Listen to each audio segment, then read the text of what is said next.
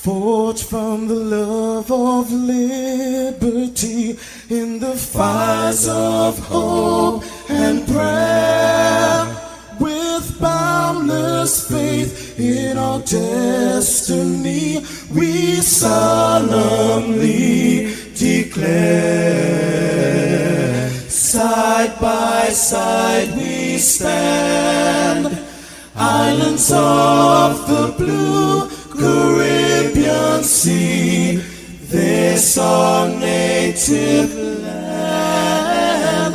We pledge our lives to thee.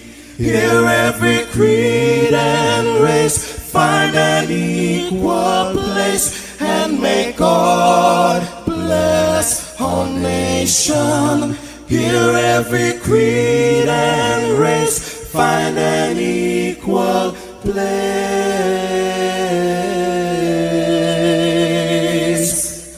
and may God bless our nation.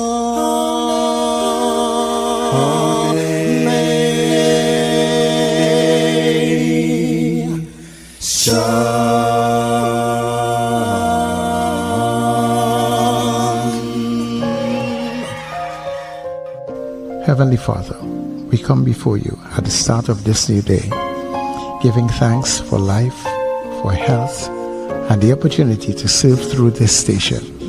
We ask for your divine presence to guide us in all we do. Bless this broadcast, that it may be a source of inspiration, joy, and unity to all who tune in. Whether near or far, may our words uplift, our music heal, and our message bring light to those who need it most. We pray for our listeners wherever they may be. Grant them strength for the day ahead, peace in their hearts, and success in all they put their hands to. Cover those traveling with your protection and those at home with your comfort and provision. Lord, may everything we do bring honor to you and be a blessing to others. Guide our steps, bless our efforts, and let this station be a vessel of positivity and hope. In your name we pray. Amen.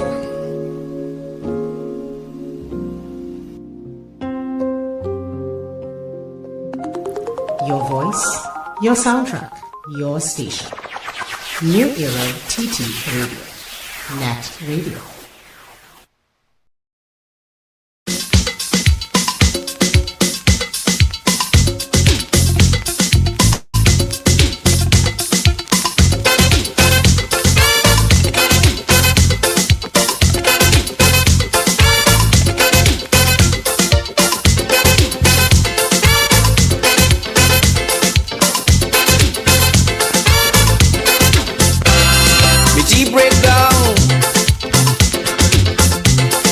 Jump in a maxi,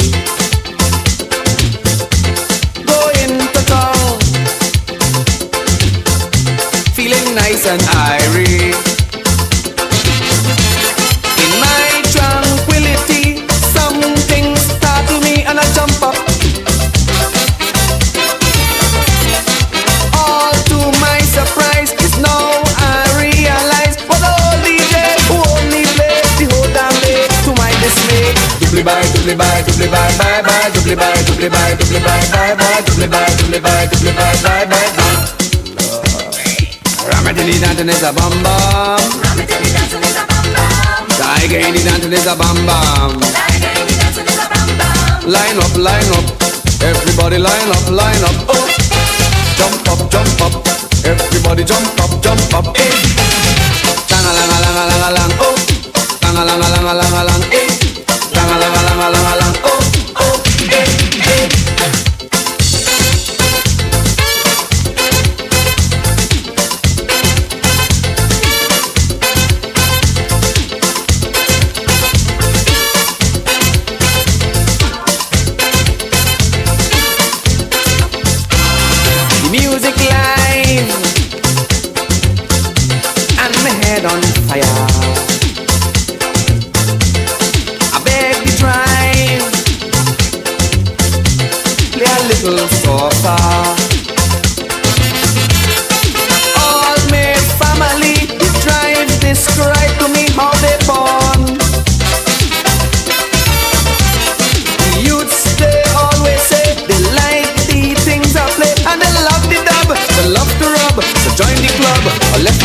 say doobly bye, doobly bye, doobly bye, bye bye, doobly bye, doobly bye, doobly bye, bye bye, doobly bye, doobly bye, doobly bye, bye bye, bye.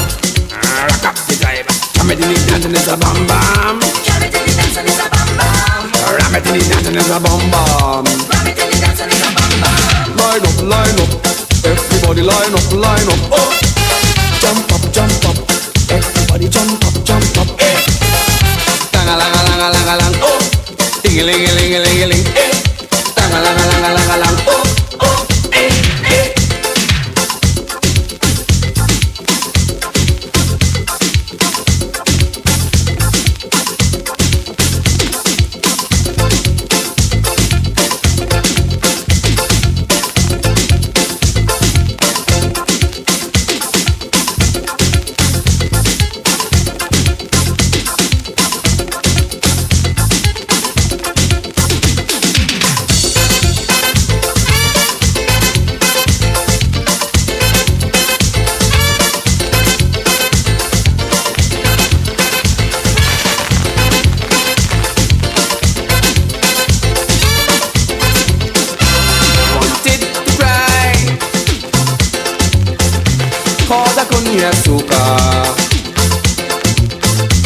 Although I tried,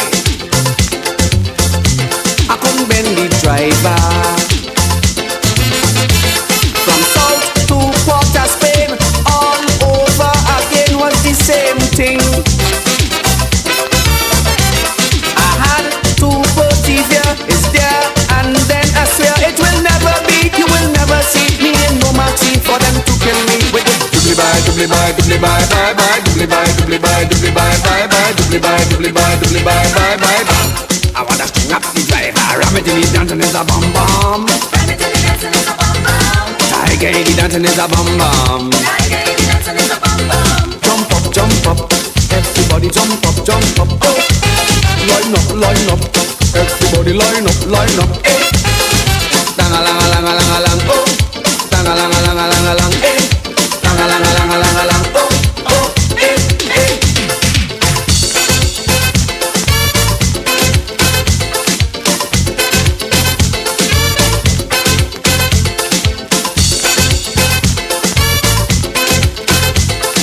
Wake up, rise up. It's the NETT Radio Breakfast Show. Bringing you the energy, music and vibes to start your day right.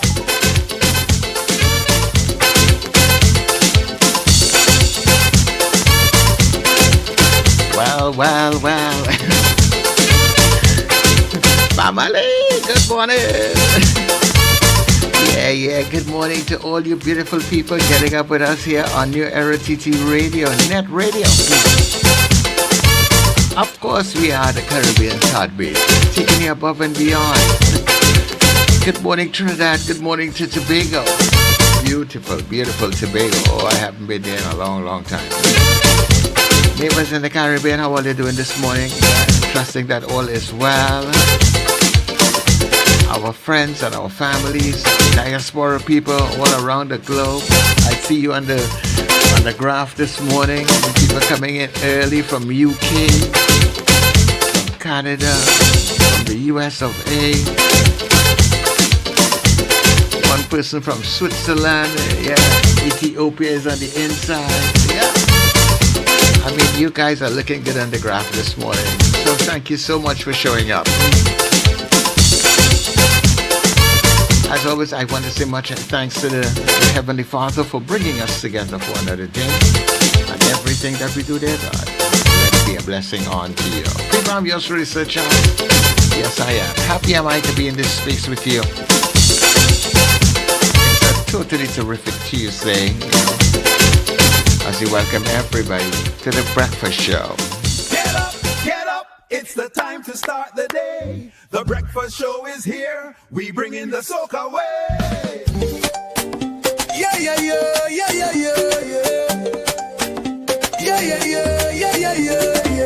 Wake up, it's a brand new dawn. The breakfast show got the vibes turned on.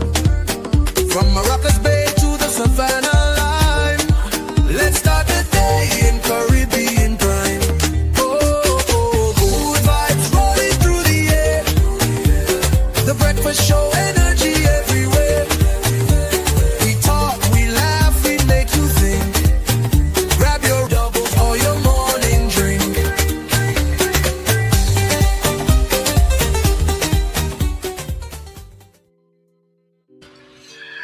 All right, everybody, and of course, a good Tuesday morning to you, wherever you may be in the in the land of the living. If you're hearing our voices, well, I'm hoping so that everybody that hears us is in the land of the living. So, thank you very much for showing up and being with us here on Net Radio. Welcome to the breakfast show, everybody. Of course, it is a good-looking Tuesday morning, yeah, and of course, we say good morning to my co-host Richard, who I'm hopefully will join us this morning. Yeah, and enough yet to rest yesterday. And of course, Wendell, who is always here very early. Wendell, morning to you. Morning, Charles. Morning, Richard. Morning, Trinidad and Tobago. And good morning, listeners and viewers all over the globe. It's an absolutely beautiful morning. We're here. We're happy to be in the land of the living. Of course, condolences to those who would have lost loved ones, and birthday greetings to those who are celebrating birthdays today. I could get that out of the way one time. Joanne Alfred, Jessel Pierre, Avalon, the Phoenix, Gia Ram, Josanne Leonard. She used to be in the media. Haven't heard or seen anything about Josanne for a while. I think she where she is, boy. She's either in the US or in Canada, and now I think she lives in. Oh, okay. Yeah. All right. So happy birthday, Josanne. And of course, a good friend of mine who I've known a long time. I think she might have been my first girlfriend, boy. Oh, that's a real friend. Yeah, she's been there for me and I've been there for her, and her name is, she's born in June and her name is June Assing. Happy birthday, June Assing, a very good friend of mine, celebrating her birthday today. I hope someone who's listening hears this greeting. I'm not sure if she listens to the show. I think she might sometimes, but happy birthday, June. Have an absolutely wonderful day. All right. That's it for my June greetings, my birthday greetings, that is. Of course, we are approaching a holiday. So, Charles, good tune this morning. There's another one. There's another Maxi tune, I think, by Iowa George. I don't know. Is Bam Bam in your face? That's what it was. Remember Iowa when you used to sing another Bam Bam tune? I think so. I can't remember it exactly. I think it's because when you're coming in a Maxi, when you're walking through all the people, you're Bam Bam and the person who's sitting on face. I think that was the idea behind the tune. I think somebody will Google it and sell it for me. I don't know why I remember that. Bam Bam in your face. A tune from Iowa George. Yeah, last night I stopped and I went looking for all the songs that were talking about things like Maxi and taxis and stuff. So I pulled them up all like Crazy Drive It, and Bottom in the road. Carol Guevara is saying it's bottom in the road. Is that what the Maxi is? Nah. I don't think that was it. Okay. Bottom in the road was kind of was a different thing. Yeah, that's somebody who come to play mass and you know what I mean. Anthony. Anyway, but of course the TTPS people, the breakfast show is taking full credit for what happened yesterday, both with the opening up of the boom boom in your face. Can't boom boom in your face now. Anyway, we'll find out what it is. Or they'll send the correct one, hopefully, and Sir Charles will find it and play it in the next hour. But yesterday on our show, we spoke about the opening of the bus route. It happened.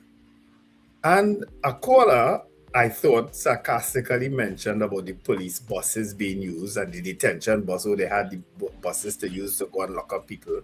Why did they go and send out the buses to help people? Well, guess what? They sent out the buses to help people. Yes. Not just yesterday, today and tomorrow too. Isn't that something? And the caller, I spoke with him and he was very serious. He wasn't being sarcastic.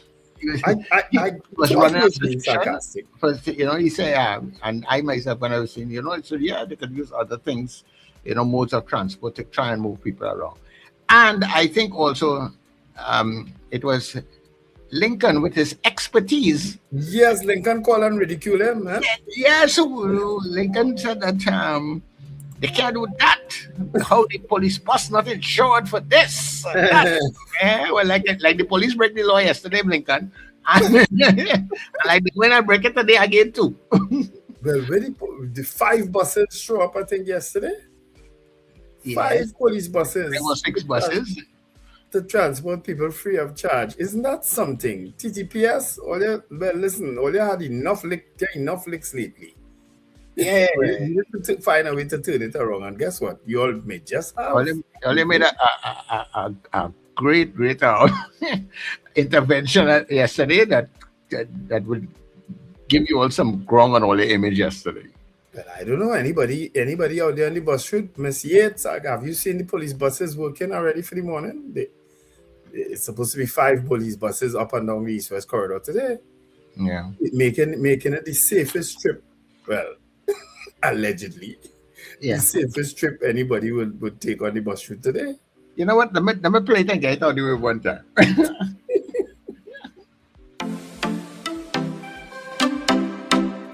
Recognizing the need to have mass transit available to the citizens of Trinidad and Tobago today, the TTPS responded through the ACP Specialized Support, Mr. Sidin, in mobilizing our buses so that we could assist members of the public in transiting home so as to avoid late evening, 5:30, 6 o'clock, here being filled and persons stranded. So this is just our small way of giving back to the members of the public who support us on a daily basis. So I want to applaud you for the initiative this afternoon and using the burden of the public and reaching their home safe. Thank you very much, and our drivers, we are fully on board and willing to assist in any way possible. All right, thank you for that.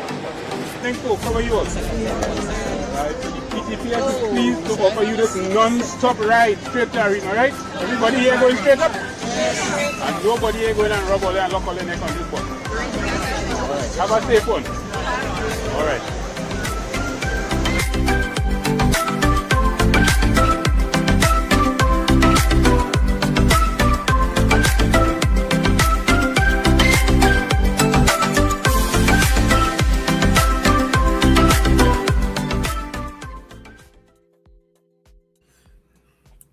Well, look at thing. Trinidad and Tobago sweet too bad, yes? Yes. All who were able to benefit from the ride yesterday, and as when I said, all the things, and let me tell you something, PTSC slacking. I ain't care what they say. PTSC real slack, because remember yesterday we were talking that if anybody who was in good management and was worth the salt, when these people told them what they were going to do since about Wednesday or Thursday last week. Yes. And clearly, PTSC had no kind of contingency plan in place in case some fellas really carry out the situation. You understand? They had nothing. That I talked to the man and he was on the field yesterday. He should have been on the field rolling out all of that yesterday morning. Everybody should have been there. You understand? Open up the bus route in the morning, get the all who are able to travel, the 7-seaters and all those other things, if that's the case, what you need. Talk to the state, if it's the police, the prisons, all of them must have bus something that they're not using right now, you know. Yes, Sir Charles. Prisons have a few buses. I think the bus should open up until midnight tonight. Tuesday at 11:59, I think I saw that. So maybe they need to go till Wednesday, because if the strikes continue, maybe the strikes will be called off because they go realize, hey, we get outfoxed. Well, I don't know how much the breakfast show. Because I mean, let's face it, the Maxis move a whole lot of people. Six bus when I mean, if they tell you, and it's not just East-West corridor we're talking about there. Apparently, it was all over here. Yes, apparently it was all over. I realize. So when the TTPS put in 6 bus, that is just a drop in the bucket. To the effect of the whole thing. You understand? Because if you're talking about 4,000 to 5,000 maxi and 6 working, they can't pick up all them people. No, to move them on time and they get them to work, and you know it's a lot. I mean, it'll be a help. At least 100 or so people will be moved. You know, time. You move some people, but really and truly, the kind of load that you see down on City Gate and other places, But it's a great move by the TTPS. We must say so ourselves. I mean, I guess coming after all the bad news, it's a great move by Commissioner Guevara. I suspect, I don't know if any other program discussed it like we discussed it yesterday. So maybe the idea came from our show and from that guy who called in. And then when they hear Lincoln bash it, they say, "Oh, he bashing me. Let me do this." we are no insurance, and these are special purpose bus. Okay. But today might be a good day to do a little strike action. The TTPS go and take out all them gun and hand the data out of the bus and put it on the bus route.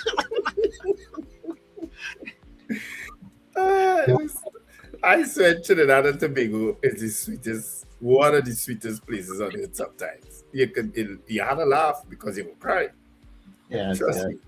Because look at what the TTPS do yesterday. Now. They have set a precedent that they can't roll back on from, I hope they know that. Well, let's hope others would see and come on board also, But clearly, the Commissioner of Police was very pleased with the initiative. You saw him outside there. Yeah, he was out there leading it. Yeah. He was out there leading it. The man, next thing you know, the man going up for election next time, Good morning, Richard. Good morning. Good morning, guys. I wasn't sure if he was on, or he just put up his picture. Morning, Richard. How are you? Yeah, I'm all right. Your voice still recovering. Yeah. It was I'm hearing that. A long weekend. I'm hearing that. Do you have anything coming up this weekend too, again? No. We have nothing until later on in June. Okay. Yeah, so that's when we'll be back. Don't have anything the weekend, Gaylan have her boat ride, eh? What weekend is that? Doing that. I think it's June 27th. End of the month, the 29th round there. 27, I think. Anyway, in that area. But it looked like the last weekend in June. Yeah. It's not a definite date. It's still a guess. No, but from early, they see like how the Maxis tell everybody from early. Date, if it's an actual date, tell me the date. 27th. Then I know I have a play on that night. No, you need to cancel it. You're mad or what?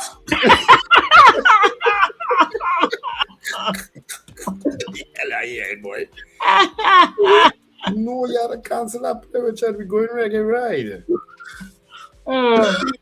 Don't have anything. It's a midnight play, though. The boat ride is from midnight. Oh, it's from midnight. Yeah, so you finish your play and then what did 12 or something like that? Yeah, and then we're going on the boat, right? The play finishing by then. The play finishes a little after 11. Yeah. I go pick you up where the place. South or town? Queen's Hall. Queen's, right. So I pick you up and we heading down to the boat. She go hold on to that boat. They go keep that boat waiting for us. Don't worry your head. Yeah, so Scandal and Cedrus is coming to Queen's Hall. You boys. You boys in too. Let you boys warm up a little bit. Yeah. Go drink some honey or something. Yeah. While your boys warm up a little bit, let me do the good news and come back. Yeah.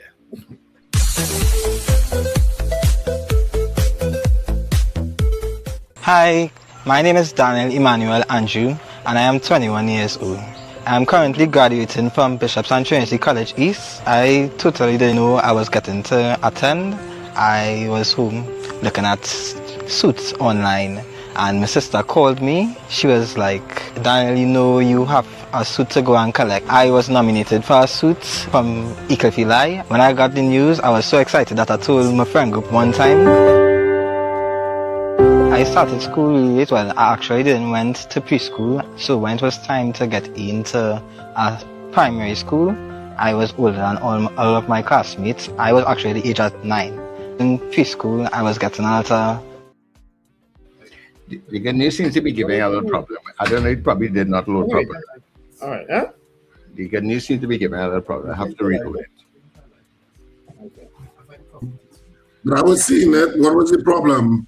I don't know. On my side, it was sticking. It was running properly anyway. Yeah, to me, it was playing.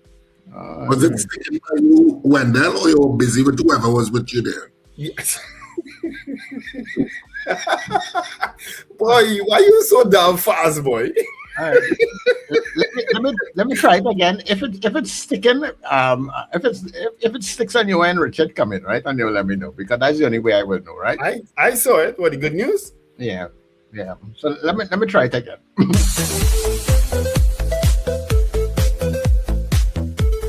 Hi, my name is Daniel Emmanuel Andrew, and I am 21 years old. I am currently graduating from Bishop's and Trinity College East. I totally didn't know I was getting to attend. I was home looking at suits online, and my sister called me. She was like, Daniel, you know you have a suit to go and collect. I was nominated for a suit from Eagleville. When I got the news, I was so excited that I told my friend group one time. I started school really late. Well, I actually didn't went to preschool. So when it was time to get into a primary school, I was older than all of my classmates. I was actually the age at 9.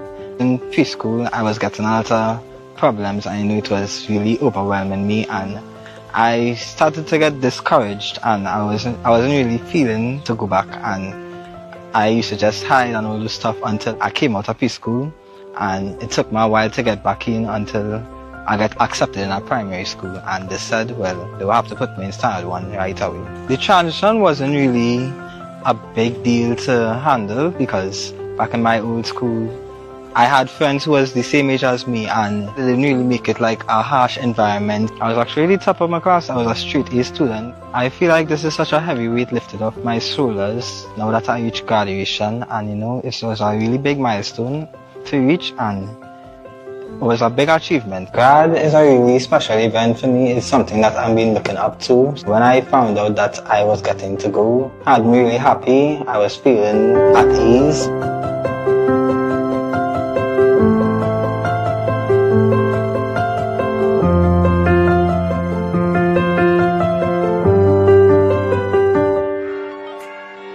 Hey Daniel, congratulations on reaching your graduation.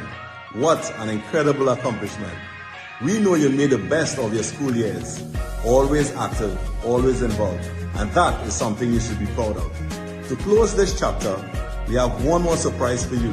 And it's only fitting we do it in comfort and style. Congratulations and enjoy your night.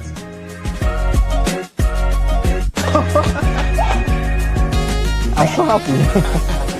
I was speechless. My mind was just, when I saw the car, my mind was just going. Everything was just flooding into my mind and out at the same time. It was just the car, it was a whole big surprise, and it really, really had me happy. It just feel like one last time being at home, After all of this, everybody just going and go out into the real world. I don't want to see them as much as before. Coming here tonight and being with all of them is the best experience I could ever think of having in my life.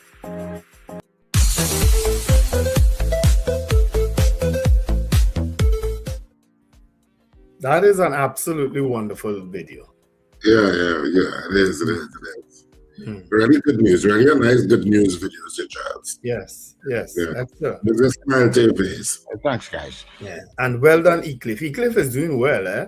I don't know if you've when last year passed on the avenue to see how his new place on the avenue looking. It looks really world class. Yeah, great. Yeah. But he's been in business so long, it's been, he's just, he's just moved straight up to being one of the top, probably the top suit maker in the country. Yeah. Yeah, yes. And I don't know, I don't know if it's the top in the Caribbean, probably too. It probably is the top in the Caribbean, you're right. Yeah. Well done. And Daniel, is Daniel the young man name? I can't remember. It's actually I think it's Daniel. Yeah. All right. So let's greet the folks in the chat. Richard is here today, so your comments will be highlighted, I am guessing. So let's go back. We have lots of people on the chat this morning already. Eunice Dublin at 12:01. Good morning. Victor Thongs, haven't heard from you for a while. Valerie Mendoza. Kenneth was spot on with the detention buses. I'm assuming that was the name of the caller, Kenneth. Bless Rising Mendel. Huh? Ken Win. Okay. Ava Smith, Trinman also says good morning. So too does Robert Allen, manager TTU, that's Norris Ferguson, Kenny and Harlem, Felix Kazoo, Odell Guy, Nadia Stephen, Deborah Noel Surrett, Margaret Thomas, Empress Reyes Lal, Diane Payne, Apollonus also says good morning. Manuela Peters, Anthony Tinto out there in a warm Toronto. Marlon Motley says good morning. Good morning, Marlon. Erica Charles, thank God for life. This is the day that the Lord has made. Let us rejoice and be glad in it. Michael Cadet, Victor Philip also says good morning. Joyce Philip, Kathy Ann Charles sends special greetings to Arlene in Bronxville and Stephen in the gym. Carol Guevara says blessed morning all. Ila Rizan, Lyndon Williams, good morning on this blessed morning. Why did they run from Maloney to St. Augustine and Aqua outdrove an X-Trail? Make it make sense. You're very right. Maria Cellier says good morning to Suzanne, Suzette, Maria H., Miss Jackman, and Miss Gemma. Debbie Modest, Pamela O'Connor. Morning, guys. 2nd of the month. I woke up late, but I'm here. You're always here. Even if you missed the show, you could always go back and look at it. Beefy Smith says good morning to the breakfast crew. Victor Phillips is getting knocked off the internet. I don't know why. Maureen Dilchan Marge. Morning, Maureen. Long time no hear from. Gavin Frank in Powder Magazine. Slick Money Grip. Boy Bidesi from Debe. Marcia Rock, I think from Orlando, Florida. Michael Eastman. Gavin Frank. Tune Sir Charles. All right. Kurt Hope from Nashville, Tennessee. Keith Clark. Ingrid from Tucson, Arizona. Brenda Joseph says, good morning, everyone. I know for sure someone in the government or the TTPS looking at the breakfast show because of the action yesterday. For sure, I know the man who in charge of opening and closing the bus route, he is listening every morning. So they move swift on that one. Sankofa say, bountiful graces, exorcism, prayers for our nation. Oh, Lord, we reached so far, boy, Sankofa. Nicola McNichols, good morning. David McCarthy, top of the day to the dynamic duo and terrific trio. Bottom in the road, boom, boom in your face. Alistair Hart says, good morning, guys. Makes you think if this was a plan to make TTPS look good. No, I don't think the Maxis catered for it. But I mean, they have the rights to take the industrial action. I mean, the action, strike action, not industrial. So hopefully something good will come out of it at the end of the day. I know anytime Maxis get in trouble now, TTPS buses better show up. That much I know. Bernadette and Alicia Yates says, good morning. Anne Noel from Oshawa, Ontario. Manuela Peters, happy birthday to my brother Peter Cox out there in Mamaral #1. Happy birthday, Peter. Mrs. R says, and it happened in the afternoon. Well, they always move a little. But didn't the minister meet with a group of Maxis and technocrats? I heard nothing came out of that meeting. So Eli Zakur, Minister Zakur, the TTPS making a little bad. Alistair Hart says, okay, Mrs. R, right? Alistair, when maybe this, I don't think so. Diane still cuss them after.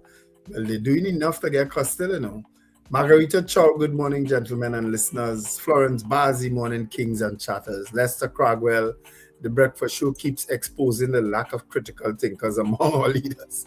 Thanks for that endorsement, Lester. Mrs. R said that was sweet. What, Mrs. R? What was sweet?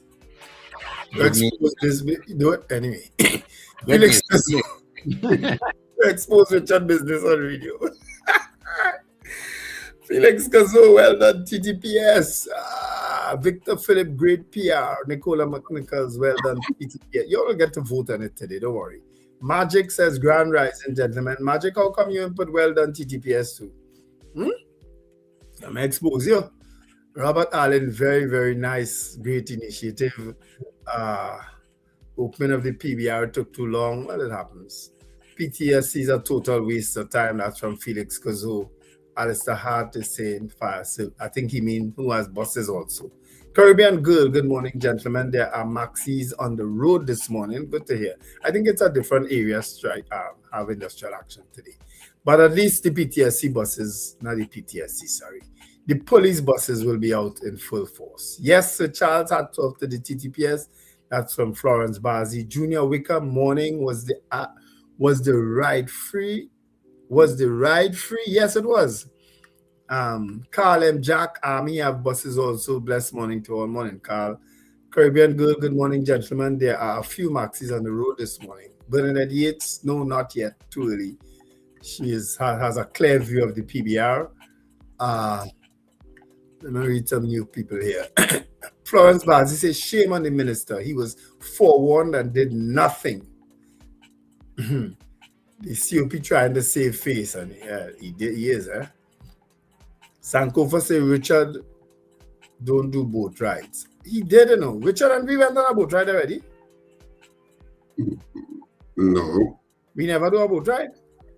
No, I did one once when Nikki used to have it with, her crew. And Nikki Crosby, so I did a boat ride, because she's a friend. I'm a fan of boat rides. I really like you and a place where I'm ready to leave and I can't leave because she's watching me. I have a drinking partner. We will do Gaylan's boat ride. We can't blank Gaylan.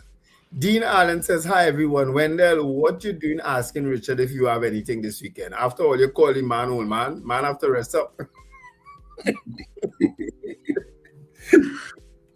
So who calling him old man this morning, Dean? Not you? Robert Taylor from Fernandina Beach. Good morning. Ila Rizan, it was running good on YouTube. All right. That's about the video, right? Chris too said, morning, guys. The video was showing fine. Well done, Ecliffe, and his daughter has started a line of suits for women. Okay, nice. Well done, young man. Blessings from Carlisle Cupid, and Edison Punet also says, good morning to the best talk show on radio. Lenley says, wow, remarkable initiative, Ecliffe. Thanks plenty. Congratulations, Daniel, and wishing every success in your future endeavors. Ava Smith, excellent job. Dean Allen, man, Tony's in Twin Cities, a boss suit maker. Carla Hercules, good morning. Ozzy Molino, Sherwin and Juliet Kerr. Florence Bazi, Sankofa say, awesome, awesome. Hillbench, good morning. The best part for me is when he attended preschool at the age of 9. That's okay. Victor Phillip, yes. Caribbean Shim, tailoring, gone. All right. Let me get some new people here. A lot of repeats here. Trinidad Margot, good morning. Prabha Ramdial, good morning. Plain Clothes Maxi Taxi. Oh, that's one of the tunes. Carlisle Cupid says, after 4 months of public discourse about the Joshua Samaru police shooting, the DPP is now realizing that any legal action can be compromised. The Commissioner of Police initially characterized it, didn't he? Red Fire, peace to the gods. Subash from Woodland. Chris too says that I think the country needs a bush bat, well, a coquet broom bat. Cheryl Maraj, good morning. Ron DeSantis Jr., good morning. Cheryl Henry, good morning. Wayne Ramsey and Kim Govaya. Ooh, lots of greetings today. Take it away, guys. All right. So on the WhatsApp, we had Frank coming in from Aruca very early this morning. Good morning to you. CJ out there in New York. Captain Ron in Orlando. Fifi in Ethiopia. Archbishop Ashton Clark in Canada. Kent in Laventel. Mahi out there in New Jersey. Brenda in Pinal. Debbie in Mover. Mr. Beeps in PT Valley. Rina Budo. Miss San Augustine, sorry. Zena in Arima, Judy Manwaring, good morning to you, Callan and Kelly, out there in Caranach, Miss Sampson in San Fernando, Rena Budo Jennings, good morning to you, Rena, have a great and fantastic day. Also to Mr. Billy, who was out there in Tobago, relaxing with his batch, celebrating 47 years since they entered the army. So you guys have a good one. And also to my good friend, Junior, good morning to you. All right, 20 minutes of this before the hour of 7 o'clock. Yeah, we will be back. Are you taking care of your sexual health and overall well-being? At Total Image and Dr. Raj Adult Boutique, we believe your confidence, wellness, and intimacy matter. Visit us at our convenient locations: 10 Carmody Street, St. Augustine, Edinburgh, Chaguanas, Shops of Daybay, 95 Circular Road, Vista Bella, Docks Ranch Light Pole 51, SS Aaron Road, Penal, and Metro Hotel, Suite 1, Number 2 Knoll Street North, Couva. From relaxing massage services to professional guidance on sexual wellness, we are here to support you every step of the way. Consult with renowned sexologist, Dr. Raj Ramnanan, for expert advice tailored to your needs. Take the first step toward a healthier, more confident you. Call 285-9739 or 645-4543 to book your appointment today. Total Image and Dr. Raj Adult Boutique, where wellness meets confidence.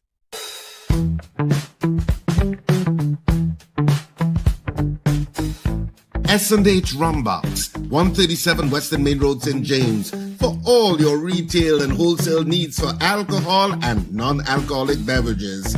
Call us at 686-0599 or visit us at 137 Western Main Road, St. James. S&H Rumbox, drinking out of the box. End times is here. Are you prepared? Check us on New Era TT Radio or NETT Radio with Brother Raka and Brother Yata Zakoa on Mondays from 7 to 8 p.m. End times is here. Stay tuned.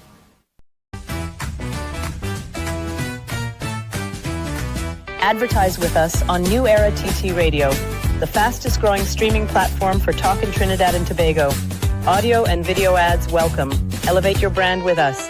Connect with us at newera@yahoo.com or call us at 299-5156. Now what are you waiting for?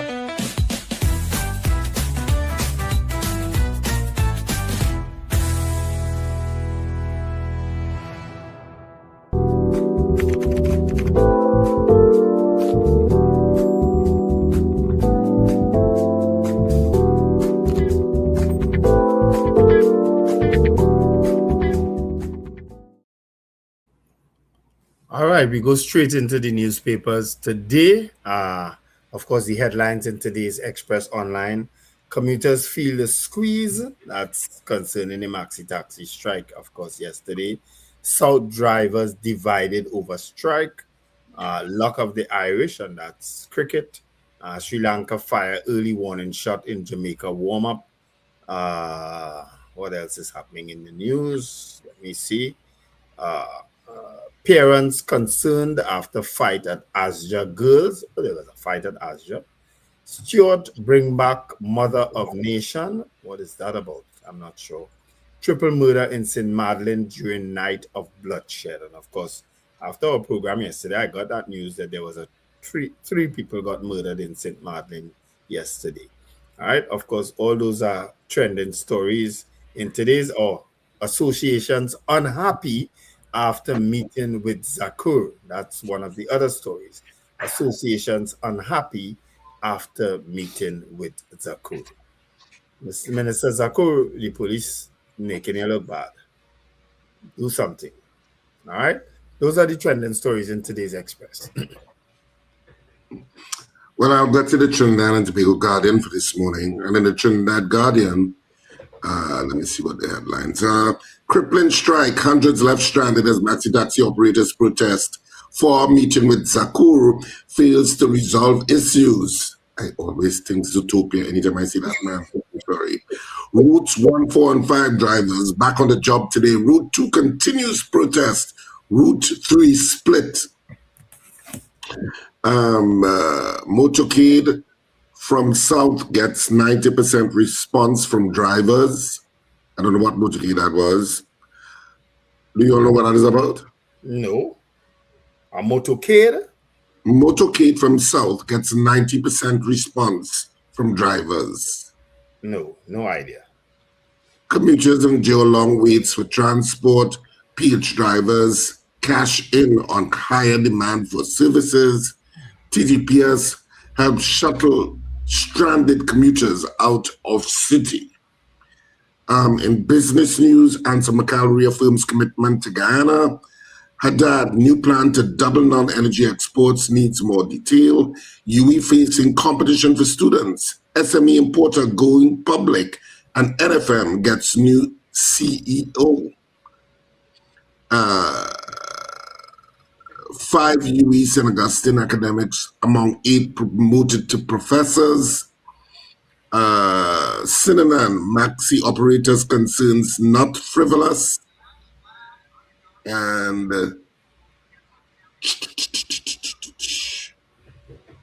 well, okay, that's basically it. I was looking to see if they had sports, but I have to search for it. So I'll just go in and see what that motorcade from South looks. What's that about? From as early as 5 a.m. yesterday, Maxi Taxi drivers, or it was the Maxi Taxis, gathered at the Taruba flyover to begin a motorcade bound for Port of Spain. They would drive at 65 kilometers during the activity, one of several issues they have with the Ministry of Transport. The police eventually told the Maxi drivers they weren't allowed to gather the flyover, forcing them to depart earlier than planned. However, there were no reports of the motorcade causing traffic disruption along the highway. Roughly 40 Maxi taxis took part in the motorcade, which saw operators driving from Taruba to Port of Spain and back to South Trinidad. However, hundreds of passengers who depend on the service to get to work or school were left scrambling to find alternative forms of transport to get to their destinations. Before the motorcade started, the Association of Maxi Taxi Operators Secretary Vikash Kisundath told The Guardian that one of the main issues facing drivers in southern Trinidad was PH taxi drivers operating their routes. He also said the 65-kilometer-an-hour speed limit was difficult for a maxi taxi given the drive strain of the vehicles. Kisundath said the association received roughly 90% of the support from the southern maxi taxi drivers, which he deemed a success. So that's a sense of what it was. Okay. I don't think that quarrel against PH drivers, that's never going to end. I don't know how they're going to stop that, or who is going to stop that. You know what I mean? Because of the fact that it becomes a necessity for a lot of people in a lot of areas. I don't know who is going to stop that. It's a major one. But the 65 kilometers on the highway, that is another main issue that they have. I didn't realize if it was being enforced, but clearly, like, it is being enforced. To fill up a ticket machine, of course it will be. Yeah. Wow. You know. Anyhow, let me do our Did You Know segment and come back.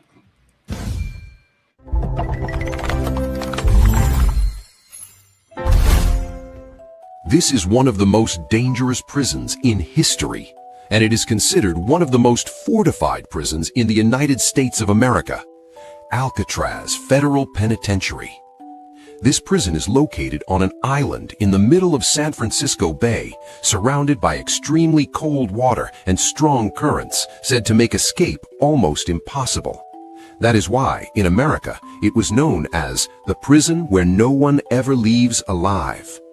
It held the most dangerous criminals in the country, people no other prison could control.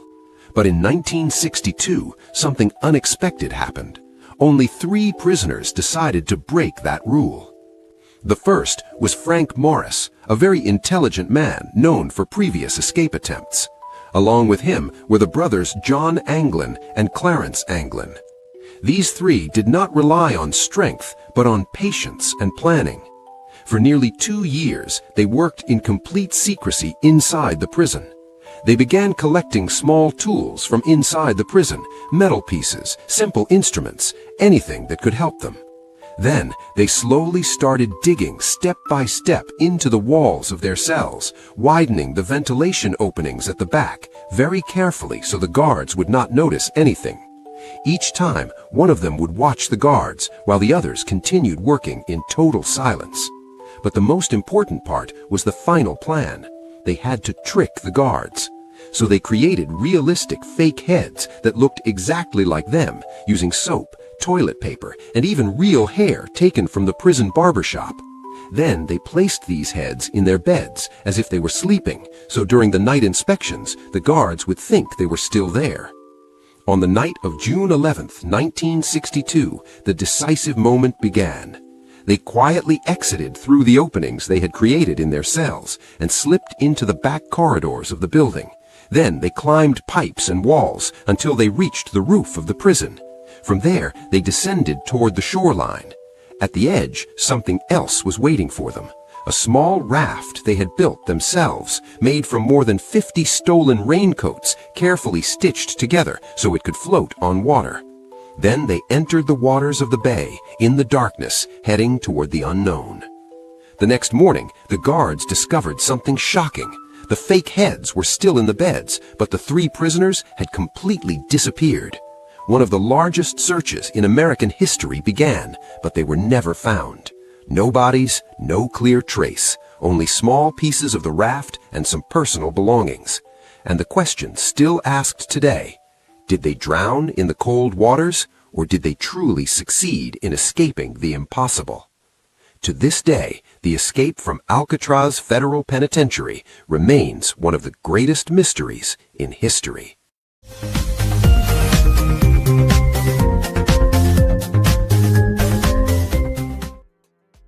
That was one of the better movies I saw. Yeah. That movie from us. Yeah, Escape from Alcatraz. They never find you guys, and they didn't know if they drowned or if they actually got away. Anyway, lots of people on the chat this morning and lots of people challenging one another. Yeah, man. Fix up. As long as all you keep it like what the breakfast show like it now. All right, so I guess we could go straight to the line. So Charles, let's people call. We do have a guest in the second hour. We have the head of the Maxi Taxi Association. He will be our guest in the next hour. What's his name? Brenton Knights. Brenton Knights. We'll speak with Mr. Knights in the next hour to find out how, if they could see what police can do. You have to play that for the Maxis. Go see what the police can do. And let's go to the lines. Taking your calls. Caller, good morning to you. Welcome. Good morning, Charles. Good morning, Dominic. Good morning, Brandon. Yes. Morning. I'm still here, nothing on the bus show, so I guess the Maxi is probably still doing the week. Yeah. Yes, it's all well and good at the TPPS, but there are 5 vehicle Maxis, and the Prime Minister commended them. But the Prime Minister should have gone further to state that she has asked the Minister of Transport to see what could be done with the Maxi Taxi Association to relieve the traveling public. Nothing like that was mentioned. Like there was no empathy for commuters yesterday. Tell the man, Mr. Zaku, please, because the president of the Maxi Taxi Association said in an interview, he doesn't speak to him. He only speaks to the vice president. So, these are adults he's speaking about. You don't want to talk to the man. So how could things be solved if you don't want to speak with him? You created havoc yesterday. Minister, are you in your bed still? Did you send out all the rest of buses? Well, so Charles, I had to laugh yesterday and I've thought of you one time. The CEO, is the CEO? The man who you're supposed to speak to yesterday, Gomez? He said why the buses came out so late because they had to fix up some of them over the weekend. But they knew that some days ahead. Why couldn't they have done that before and start the buses rolling? And yes, I was on the road about nighttime, like after 7. And somewhere in Aruka, was around the Aruka area. If you see how many buses coming back from Arima, like one after the other, with 4 and 5 persons, because a lot of people left early, nobody traveling in the bus that already night again because of the situation. So what you were supposed to do in the day, you're going to do in the night. All along, so I'm not hearing anything. I am near to the bus route, I can hear, but I'm not hearing anything. Buses supposed to be going down, back up, because there are people who are waiting. And finally, remember when I told you earlier, I dropped my son off the road? I thought he left. I thought he did something like 7:30. I didn't hear any answer. My son waited on the road till 8:10 to call me and tell me he can't pick him up because he can't get a Maxi. Nearly 2 hours, But I said, well, you have to be crazy. Why are you waiting so long? But anyway, he came and he got my neighbor's car borrowed to take him to work. Yeah. So, the taxi is a crucial part of the fleet for commuters where we don't have sufficient buses. PTSC, or they better all shut down, or privatize it, bloody thing. Okay, Thank you very much. Right. Yeah. Good morning, caller. Good morning, gentlemen. Morning, Morning. Richard. I would like to start my morning by first apologizing to the caller that I blasted yesterday and told him that he was talking nonsense. Right? Because clearly I was wrong. Right? So I am not too grown to say to identify when I was wrong and to say I was wrong. Somebody pointed out to me, however, that it is a state of emergency and normal laws do apply to any institution. So I guess that maybe under the conditions where they could flaunt what they doesn't normally tell you. Because I'm sure all of us have had the experience of getting a flat tire, getting wrecked and asking a police to a ride to the station or to ride to where they wreck the vehicle. Me? No, not me. All I'm right. not asking police to help me with nothing. I've never had that experience. I don't know. No, they can't do that, and there's nothing short for that, and this and that and the other. So I didn't think it was possible, but clearly it is, and the only difference now is that the ISOE. So I don't know if that's the reason, but that very well might be the reason. It doesn't change the fact that I ripped the caller a new anus, and I was wrong about it. The TTPS make me look bad. Another thing that I would like to mention is well done to the TTPS on the initiative. Yeah, this is another call that you might need to record because you would hardly hear me commenting the TTPS. But well done to the TTPS for using the initiative. I see it in a whole political way, but I'm not going to talk about that. I'm just going to focus on the positive and tell the TTPS well done on the initiative. Yeah. All right? Yeah. Lincoln, you're improving, that is twice in 2 weeks, I'd like to see what happens next week. All right, brother. Take it easy. Yes, I wonder what seat Guevara looking to contest, boy. That's what people can start to wonder now. Oh, Lord. Mr. Billy, good morning. Oh, yes. Nice breakfast show. You're doing a wonderful job. And you're clear and nice, boy. I in Lambo here at the guest house here with a few of my bashers. Some of them go on the boat this morning. I stayed at for up with us. So thank you so Charles for mentioning some veterans, right? I batch on them of the 7901 batch, 1979. We joined the 1st of March and really we graduated in June. So I want to thank you for personally, acknowledging some people who made, play their part in defending this country, into the aggression. I want to thank you. And also want to say that the police must be commissioner of police and the executive of the police. Because I want to take part in doing that noble thing, watching on television with me for pauseways to see the police in a positive mood, because the police have been under the radar in a not a good way at all in the last few weeks. And the commissioner really waved the flag, and it's like the flag of the Trinidad police service. And when he said, ensuring that the most vulnerable in society, the children and the elderly, must be looked after and make sure that they take home safety. I really salute the police this morning. And well done to the commissioner of police. Well done to mischievous. Mr. Billy, if Alexander could be a minister, why not Guevara? So Charles, we'll speak more about that thing you're talking about. Yeah, no problem. Very right. I take care of you guys. Enjoy my come to Tobago, man. Come to a program in Tobago too. Tobago is wonderful. It's so relaxing. I looking to head out and go up for the forts and beach and thing, today again. But most of the guys went down on the boat this morning. I am staying up for a little extended. Relax yourself, right? Man. Take it easy and relax. God bless you all. I love all your fat. I love you too, Mr. Billy. Listen, Guevara was saying, so you feel you could outshine me? You could be a minister, but I will show you how I could do. The politics and the optics. What? Never a dull day in Trinidad and Tobago. But we ain't taking away nothing from the TTPS. But guess what? The breakfast show taking all the credit for the opening up of the bus route and the action by the TTPS. Okay? We and our callers taking all the credit for it. Good? Right. Nice. But of course, our poll is up, people. Are you happy for the intervention of the TTPS in providing transportation? Of course, we contextualized it earlier on. We show you a video of the TTPS taking action yesterday.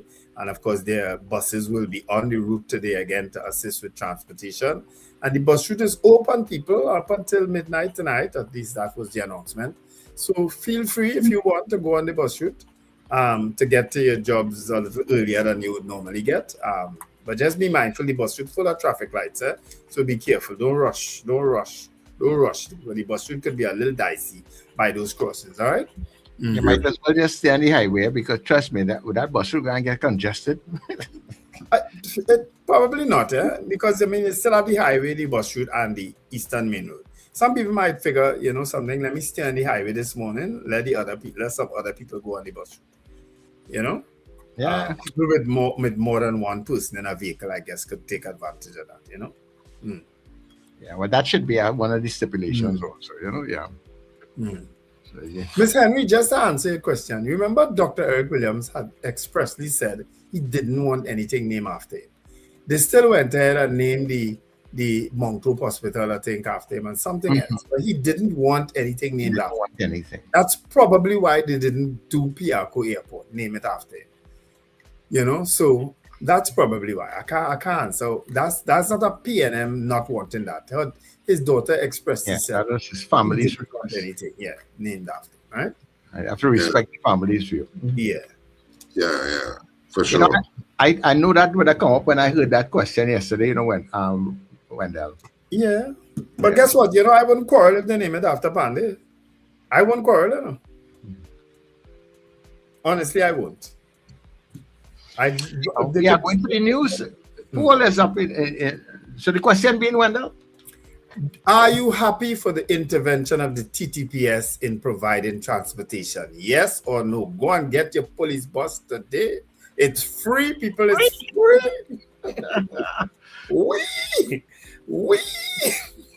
I think they should charge a little $3. Oh, God, no surprise. Is there an app that you can tell what time it will be by my location? I don't know. Like a TTRS, you can see where the cars are and stuff. I don't know. The TTPS vehicle should have GPS. But Brenton Knights might be able to help us. He look like a police too, Yeah, people are going for the news. We will be back. Stay with us on The Breakfast Show. All right.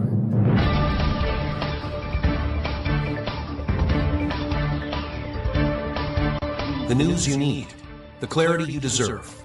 Local, regional, global. This is Net Radio News Now. This is News Now on Net Radio and Guile TV. I am Derek McMillan. Thank you for joining us.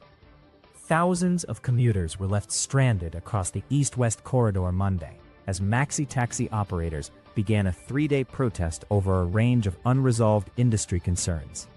Workers, students, and other commuters were forced to seek alternative transportation, with many relying on PTSC buses, taxis, and private vehicles to get to their destinations.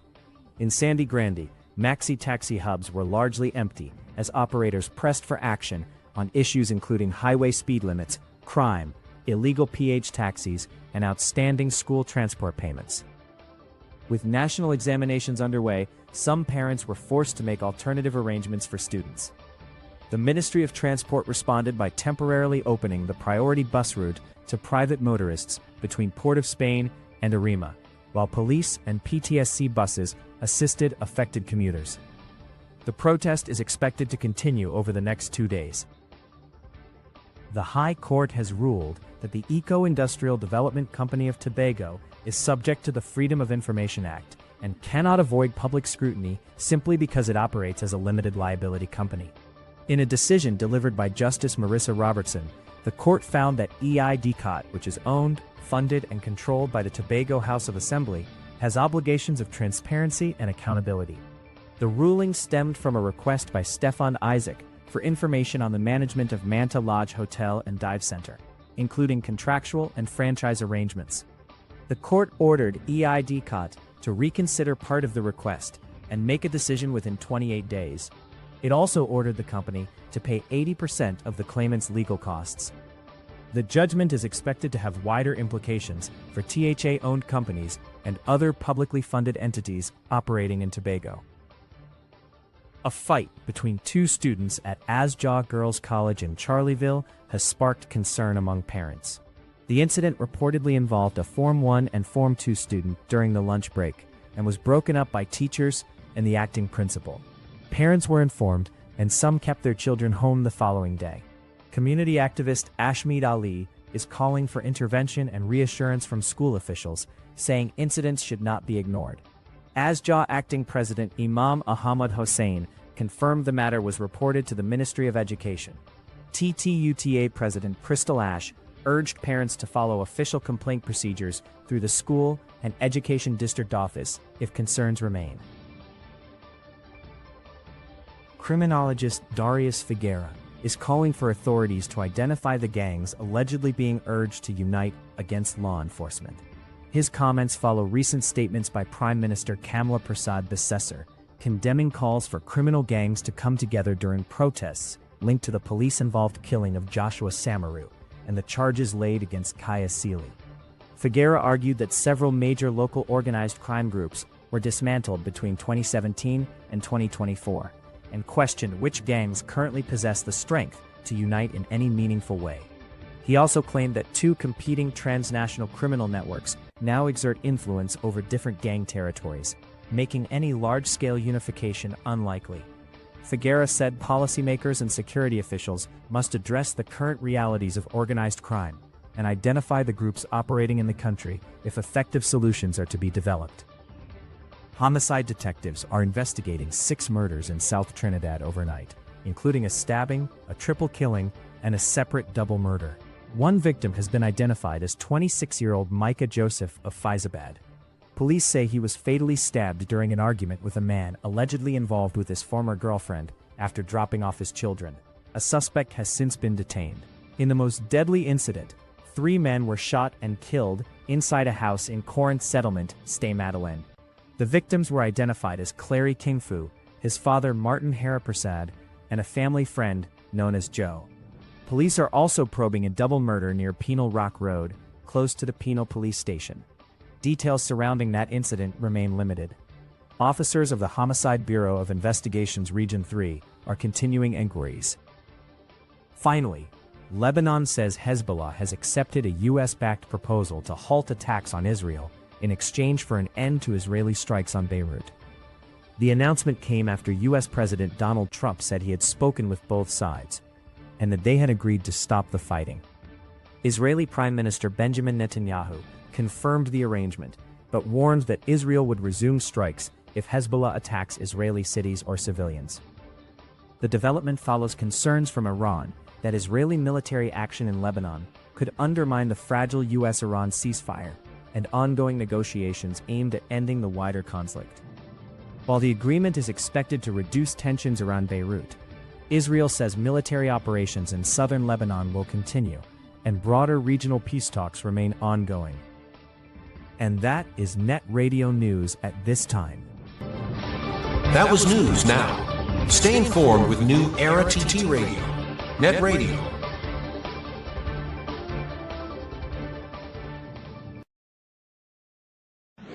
Your mid-morning just got better. Join Sir Charles for the mid-morning mix and mingle, where good music, real talk, health, and family matters come together, and your voice is heard. Whether you're at work, on the go, or just taking a break, this is the perfect mix to keep you engaged, informed, and entertained. The mid-morning mix and mingle, weekdays, 9 a.m. to 12 noon on New Era TT Radio, NETT Radio. Fresh energy. This is the NETT Radio Breakfast Show.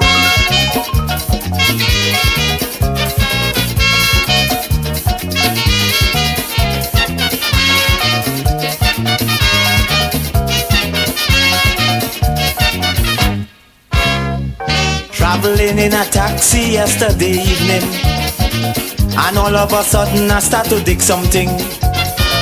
With the female passengers especially, when they want the driver to stop, the things they say does amaze me. Driver, I go take it here. Driver, get me over there, right by the gateway. I taking it there, just by the corner, below the flyover. Driver, la, la.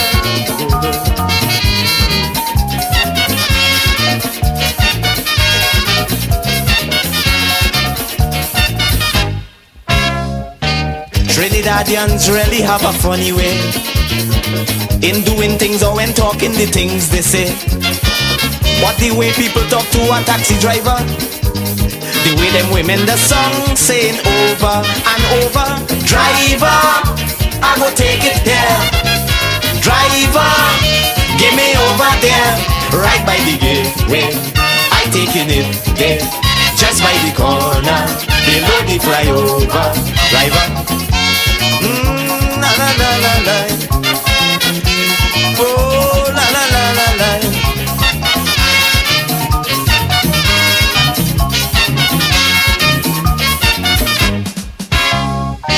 This is not the first time that I notice it, but really never pay much attention to it. But when the taxi nearly reach by Green Corner, a woman tell the driver, give shape by Globe Theatre. Driver, I go take it here. Driver, get me over there, right by the gateway. I taking it there, just by the corner, below the flyover. Driver, oh la la la la la. Oh mama, ah la la. Oh la la, oh la la. It's the same kind of thing happened to me last night. Me and my girl just from party at tight, so we take a taxi straight for the Go Martin. Well, I get sober right away when I hear me girl saying, driver, I go take it here. Driver, get me over there, right by the gateway. I taking it there, just by the corner, below the flyover. Driver, the mornings just got better. You're locked into NETT Radio Breakfast Show. Fueling your day with the best music and talk.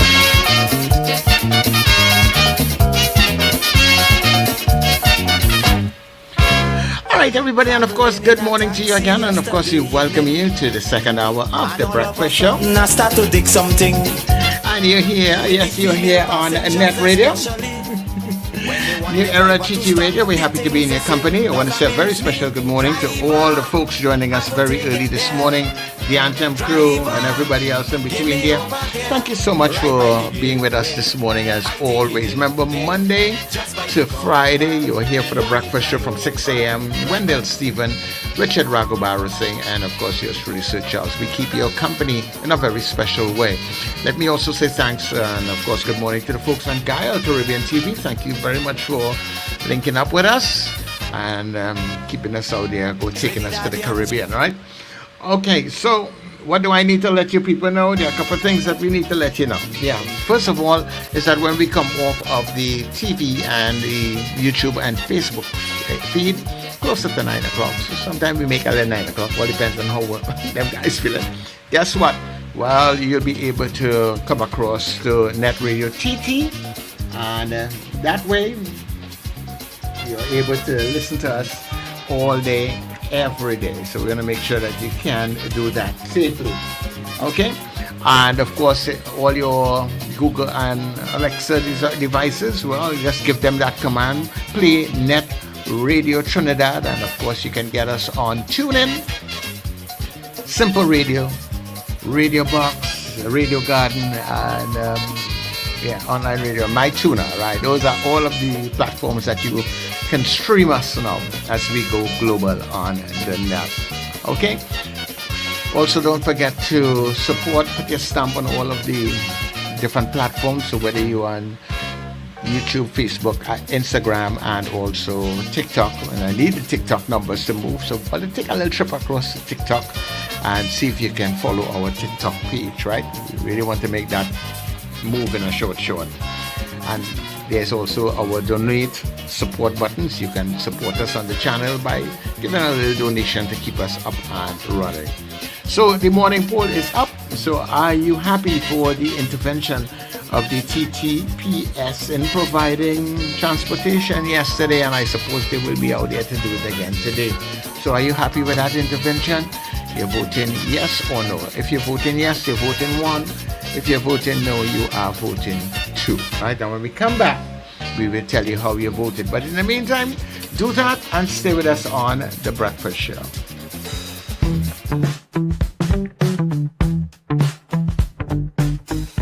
S&H Rumbox, 137 Western Main Road, St. James, for all your retail and wholesale needs for alcohol and non-alcoholic beverages. Call us at 686-0599 or visit us at 137 Western Main Road, St. James.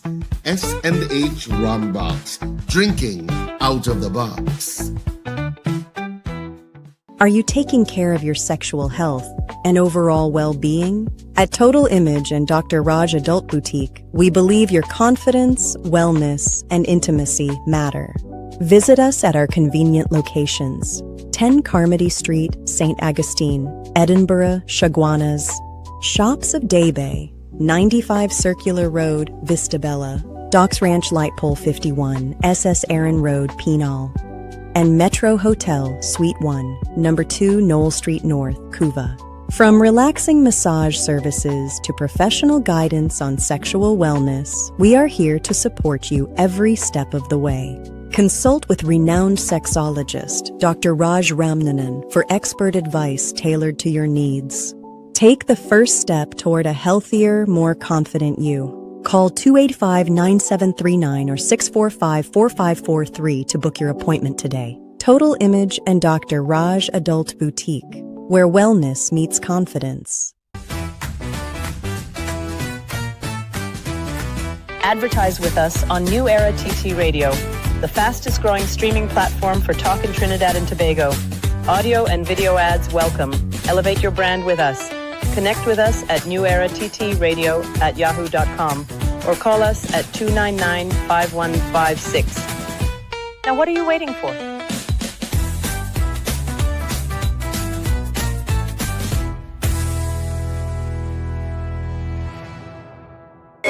Gaylan and the Ultimate DJ Shane presents the Reggae Ride 26. A touch of red, white, gold, and green. Come out with your crew. Represent your color.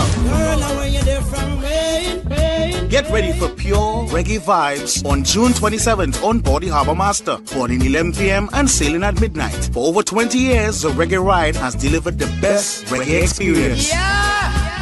Music by DJ Damien, Ever Slick, DJ Junior, Gaylan, and the Ultimate DJ Shane. Get your advance tickets, only $250 at Agard's Nuts House and City Furniture Stores nationwide or on islandnytickets.com. Remember the songs used to make you rock away. Those were the days. No coolers allowed. Powered by Agard's Nuts House, City Furniture, Tokopia Hotel and Lounge, Cricket Land Academy. The Reggae Ride 26, a touch of red, white, gold, and green. Just a little bit longer, baby. Oh, my love keeps growing stronger. Join me, Brother David Muhammad, every Tuesday from 6 p.m. to 8 p.m. here on New Era TT Radio, Net Radio, Powerful Radio. Join me to hear knowledge, wisdom, and understanding. Tuesdays, 6 p.m. to 8 p.m. here on New Era TT Radio, Net Radio.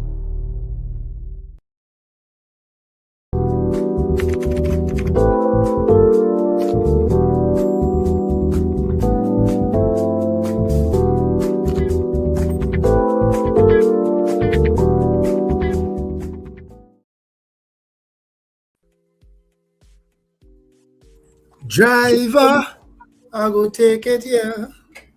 Driver, give me over there, right by the gateway.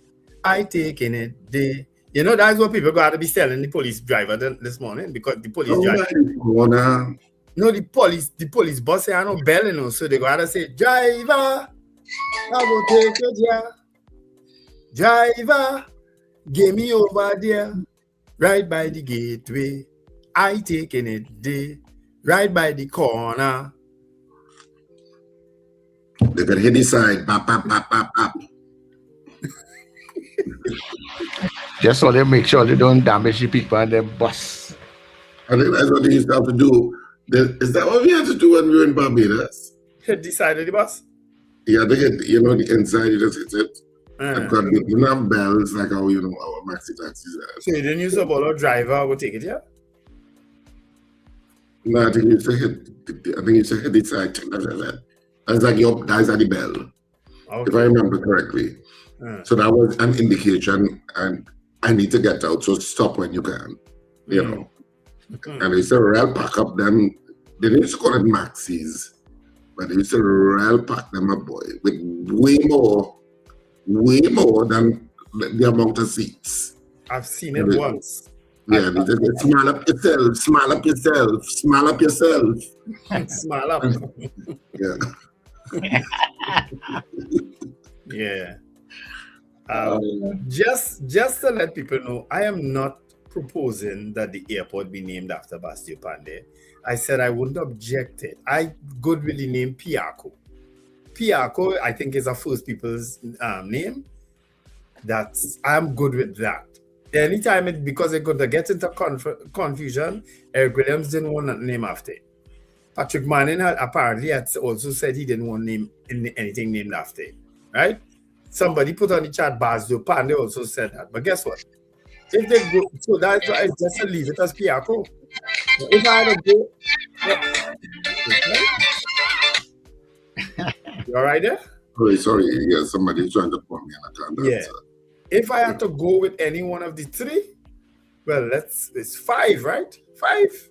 Patrick Manning, George Chambers, Eric Williams, Bastille Pandey, Kamala Prasad Bisesa, and well, Stuart Young briefly, right? If I had to go with any one of those, I'm going with Patrick Manning. I'm telling you from now. If I had to go with one, I'm going with Patrick Manning. He did a lot for this country, and there's nothing named after him, maybe by his own calling. But if I had to go with anyone, that's who I'm going with, or I'm staying with Piarco, right? Good. Make no position. I thought at one point they wanted to sorry, I had to answer this. Hold on. All right, answer your call. Yeah. All right. So, folks, our poll is still up. Are you happy for the intervention of the TTPS in providing transportation yesterday? So, I am that's the poll. We'll take some calls on it and then we'll give you the results, right? So you could call in. So give us a call, 2811315 or 2995156. All right, you can give us a call now. We're dealing with the poll, Only with the poll. Later on it, after the poll, but right now we are dealing with the poll, and so we can take your calls, we can check your messages. Well, I understand, just as I was telling you, when the bus route real full up with people. Still. But no, I talk about cars now. Yeah, man. Let them play themselves. Traffic all over on the bus route now, because you know it's only 2 lanes, Yeah, but if they do something innovative like Jack Warner did, it could work. Between 4 and 6 in the morning, people with 3 people in the vehicle use the bus route. You get into town a lot faster. I mean, the highway between 4 and 5 in the morning is pretty easy. Yeah, honestly, it's pretty easy, you know. And an afternoon between, I think, is midday and 2 p.m. or 3 p.m. People who leave in work the hours, let them go up the road if they want. The traffic. I'm sorry about that. I'm watching the phone coverage, right? Somebody who's coming to collect something, but the name is coming up like it's CJ. So I'm saying, why is CJ calling me in the So I'm trying to message and say, hey, but CJ can see that I'm on. but wasn't CJ, was somebody who has a name called Charmaine. That just didn't register initially, and I said, "Oh, it's." People, you're seeing it live. It's playing out live on national radio for you. Very much. You don't just call him old man by guessing. But in terms of the Tiago, While Richard put up his phone. Morning, gentlemen. I like the little initiative the TTPS did, right? But I believe there's a stepping stone going forward in the future for when we have further disruptions to the public service like this. You have the fire service and the army and all these people, and then I think they should come aboard and assist as well, because the 5 buses the TTPS put forward is not sufficient. While it is acceptable, it is not sufficient to really push the load of commuters that is going to and from the east-west corridor and other areas maybe. But it is a very nice initiative, and I applaud it. Right, and somebody in the chat was talking about we trying to, we wanted the commissioner to go, and now we I have to remind them that the TTPS is an institution and not a man. Right? The commissioner is a man, the TTPS is an institution. So I have to remind them that.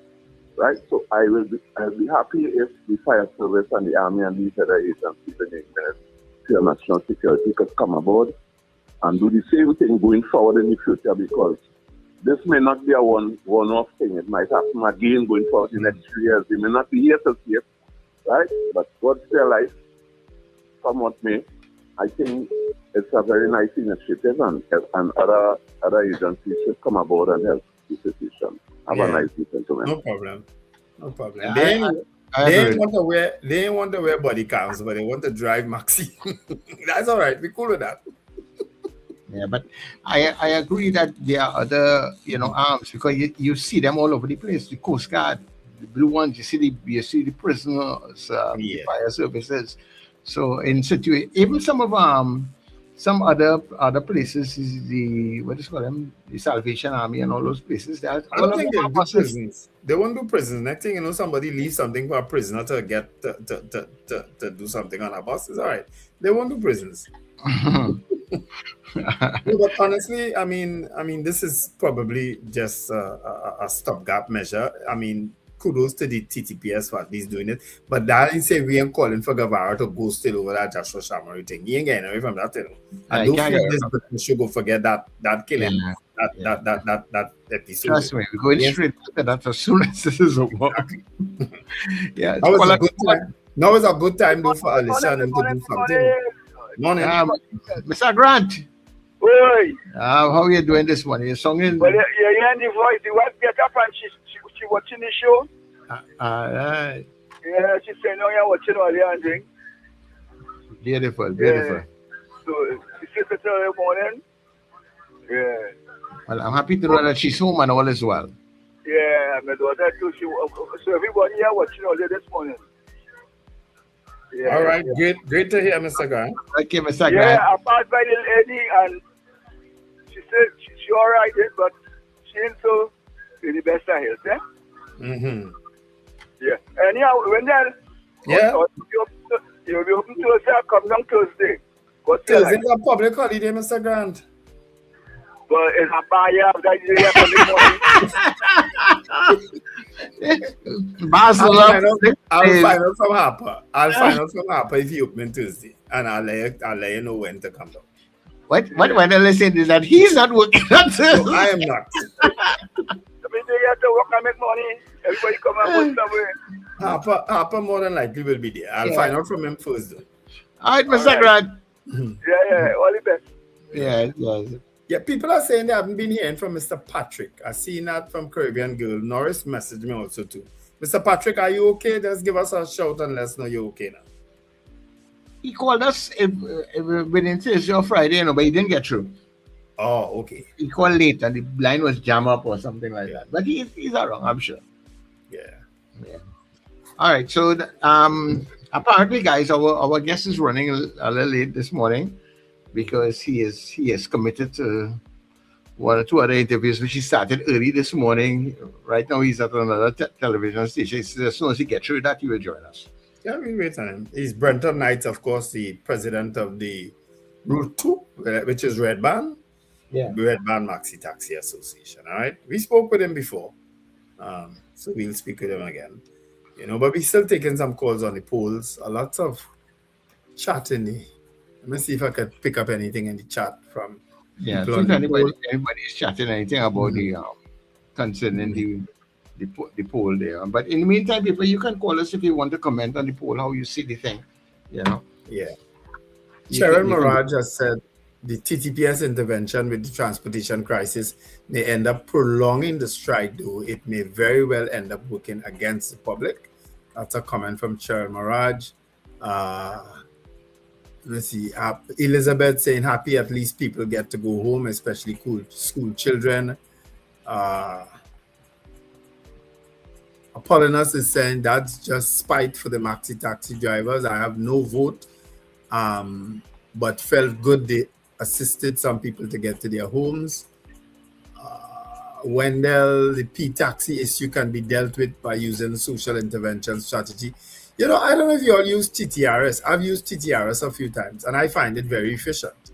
As a matter of fact, I've only gotten female drivers. I took a TTRS into Port of Spain one day from home, and I took a TTRS to the airport also, and they were all female drivers, and I found it very efficient.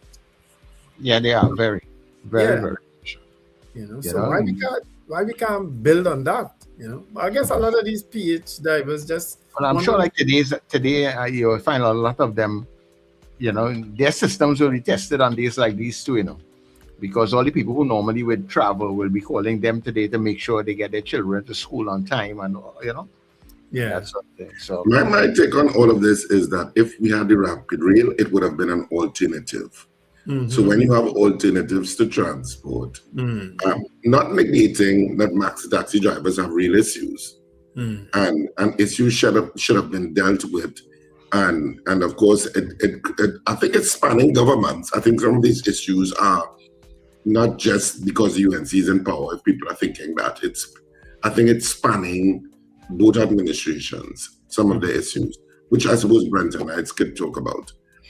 I think it's as old as 10 years. So these are issues that are affecting one of your major public transport movers. Obviously, it shouldn't have to get to this way, but we are a country of bonfire and make protests, and that's how you get things done. That's how you get noticed. So unfortunately, rather than politicians being mature enough to move it along, and as I say, it spans both governments, so both and probably PNM had to take more blame than the UNC in a sense if it's so old. But just to resolve issues, come to some sort of thing so that it doesn't have to reach this point. But this is also a reason why you should have had a rapid rail in the first place. So they should work alongside each other. So you have alternatives to in terms of your transport network, in terms of people commuting to wherever they go. I think in some country, I can't remember if it's Denmark or Finland. Is that one of the two, Denmark or Finland? I think they've made public transport free for citizens. So you don't have to pay anything. You can just get on the train or get on the bus, whatever it is. Okay. Because they consider it a right, that you have the right to move around. Of course, we're nowhere near that. No. Yeah, let me interrupt you guys here. Caller, good morning. Good morning again. So I'm also happy that the TTPS intervened, but I didn't know they had so many buses because the commissioner said 5 of their many fleet of buses. So I was like, and why only 5? Because it was like, these are hundreds of people you have to move. That's over 100 people on one trip. You had to be thankful for small mercies, I know that, right?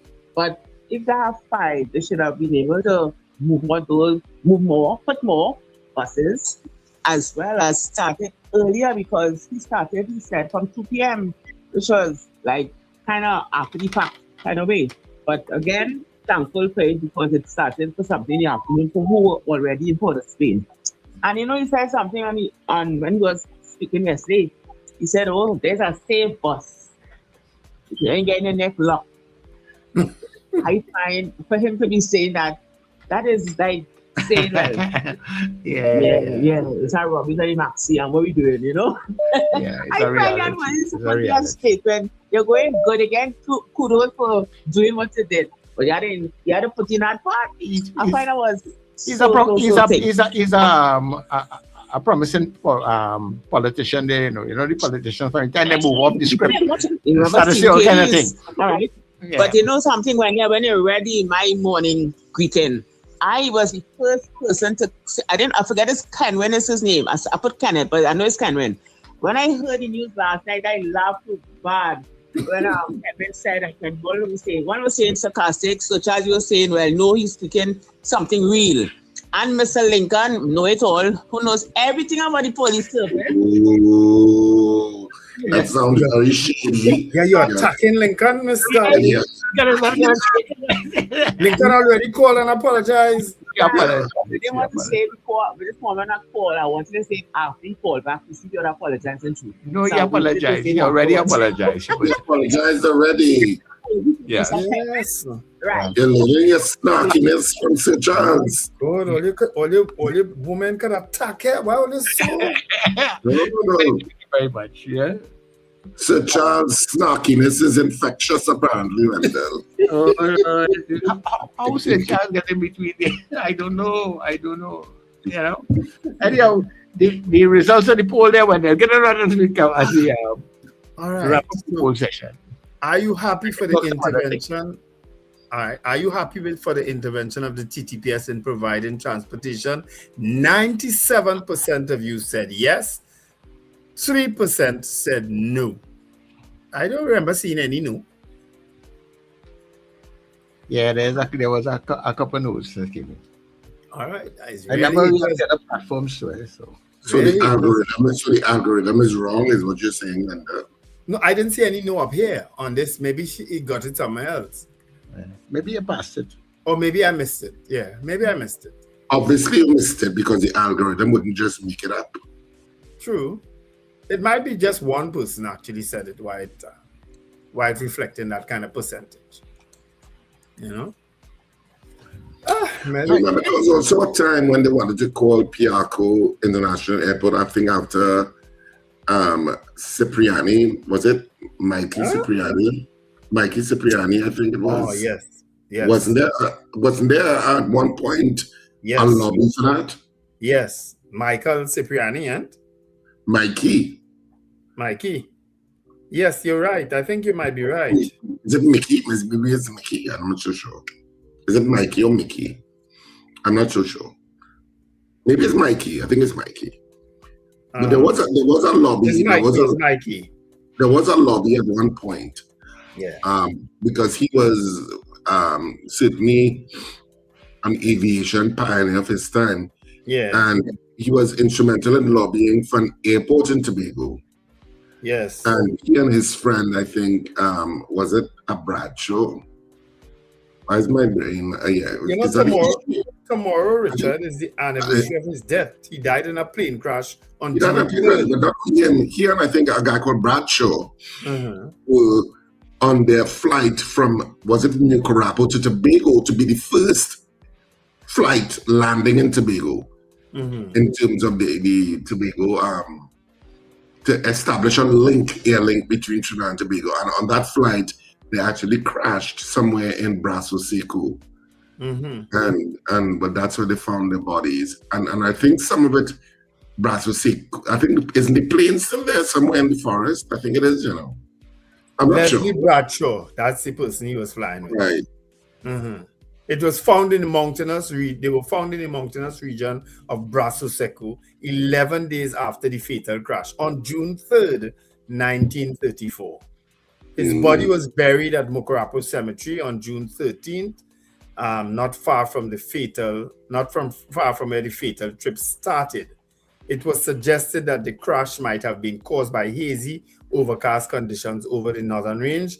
The cause remains unknown. The death of Cipriani and the loss of his plane brought an immediate halt to the government's plan to link Trinidad and Tobago by air. Okay. Wow. Yes, I see. That's a good news here, boy. Guess how much people attended the funeral? 3,000. 15,000 people. Wow. Attended the funeral, while others lined the route where the cortege traveled to get to the cemetery. Isn't that something? That's some good history there. So the people of that era would certainly vote for the airport to be called after him, for sure. Yeah. To be named after him. Yeah. All right, hold 1 minute there, guys. Caller, good morning. Good morning, Sir Charles, Wendell, Richard. Gentlemen, Wendell, Richard, what was the reason why the rapid rail didn't come into fruition? Wasn't it because of the same objection from the Maxi Taxi indicating that? No. It was money. They said it wasn't feasible. But under Patrick Manning, it probably would have come to fruition because he was gung-ho about it. The Keith Rowley administration, together with Embark, was much more lukewarm and said they paid an exorbitant amount of money for some feasibility study that said it's not feasible. And that was the People's Partnership position first. Was that the People's Partnership? Remember, they had the Manning administration, then the People's Partnership, then the Dr. Rowley. Okay. So there's no objection against it, indicating that it was too expensive, and also the Maxi Taxi drivers didn't have an objection to it either. They did, they did have an objection because they felt it would have affected their bread and butter, so to speak. And I think the argument was that it would adjust.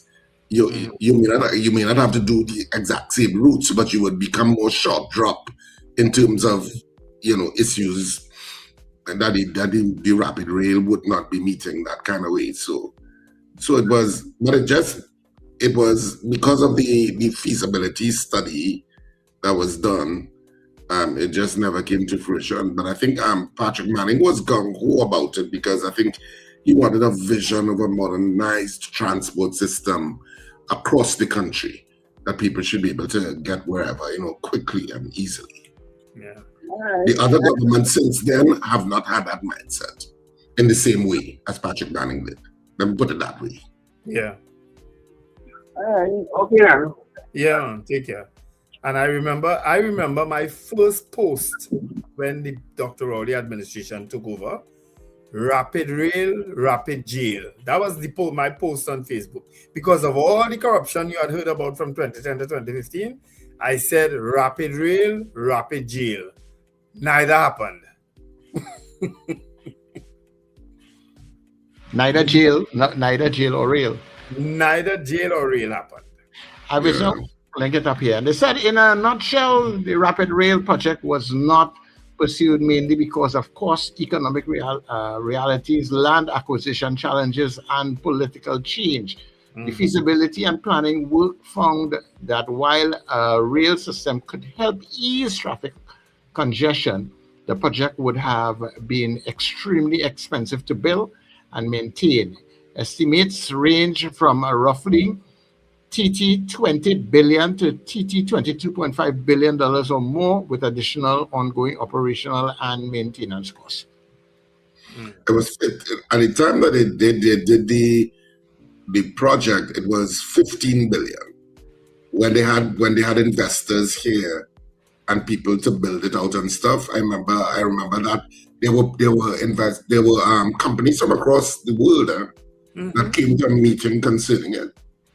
And it was coming up to, I think, about $3 billion US to accomplish. Was it 3 billion or two something? Between 2 to 3 billion US to roll it out and build it out. Yeah. And so I remember they had that meeting that those companies were here. Yeah, there was a map of it, showing it coming from south and linking up with the one that's coming from the east all the way down to the west. Yeah, there was a map of it, It was running above the bus. But I don't think we are at the point where we're really serious and want to invest the kind of money to get the kind of development that we really seeing happening in other places. I don't think Trinidad put out that kind of money. Richard, they say it all the time. That good for them. What they have in Yeah, and look at it. And you know what people talk about feasibility? Most public transport systems in the world don't make money. No. They lose. But the state understands Mm-hmm. and it's necessary. Yeah. Guys, hold on a minute for me. Captain Ron, good morning. Morning, gentlemen. Good people. Morning. Happy, Tuesday and with the situation in Trinidad. But I'm wondering, isn't anything going to be done to this minister who knew about this situation beforehand and still hadn't prepared the country for it? I don't know if anybody's going to do anything to him, because that shows he's incompetent or something, right? What are you talking about here? Transport minister, I suppose.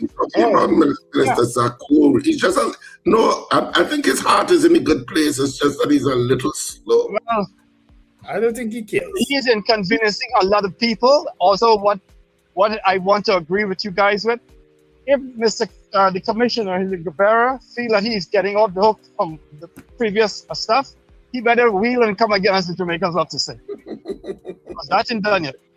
All right, guys, have a good day. Captain Ron. Yeah. So Charles, I sent you a video of Minister Zakuri earlier on. You didn't play it? When you sent me that? In the chat this morning, I sent you. Okay. Look in the Metro Net Breakfast chat. I will. No, I didn't. You see, I but things that you send to download, I will download, but I don't. You just download it. You want to play that? Yeah, play that. I'm going to download it. I think you would have played this already, you know. But just going back to the rapid rail or whatever, here what they also said, Richard, and they had concerns, right? Repeatedly raised about whether the projected passengers numbers would justify the investment. You know, that's why you have visionaries, and that's why you have people who's pussyfoot. Okay. Mm-hmm. And so, you know, visionaries will say, we're doing it. The people will come. Mm-hmm. Yeah. Pussyfooters is be like, I think at 50,000 people traveling is an overestimate. It might be more 3,000, and we should go to that 3,000, and then nothing gets done. Exactly. And they had said Mr. Manning was overheating the economy, and all them buildings he putting up wouldn't be used. Well, guess what? All of them being used now. All of them being used now. At least government buildings are being used, but there are plenty other places around Port of Spain that are very empty now too. Which like private places? Yes. So that is not the government. Yes. Like Port of Spain, if you see building in Port of Spain, then have nothing going on with it. So and the government fault, Sir Charles. The government built the buildings, put up the buildings so that they don't have to be renting from the private enterprise. Nothing wrong with that. That's this guy in there. You need something done, he's on it. I hope so. We are really fighting the clock and every minute counts. Wait. They're all sloths? Hello? Yeah, Kola? Yeah, you have a lot going on in the back by you, never. No, just now. A video is playing, Sir Charles. Let Kola hold on. Tell the Kola hold on. I know that Kola. Just taking a look at a particular minister here.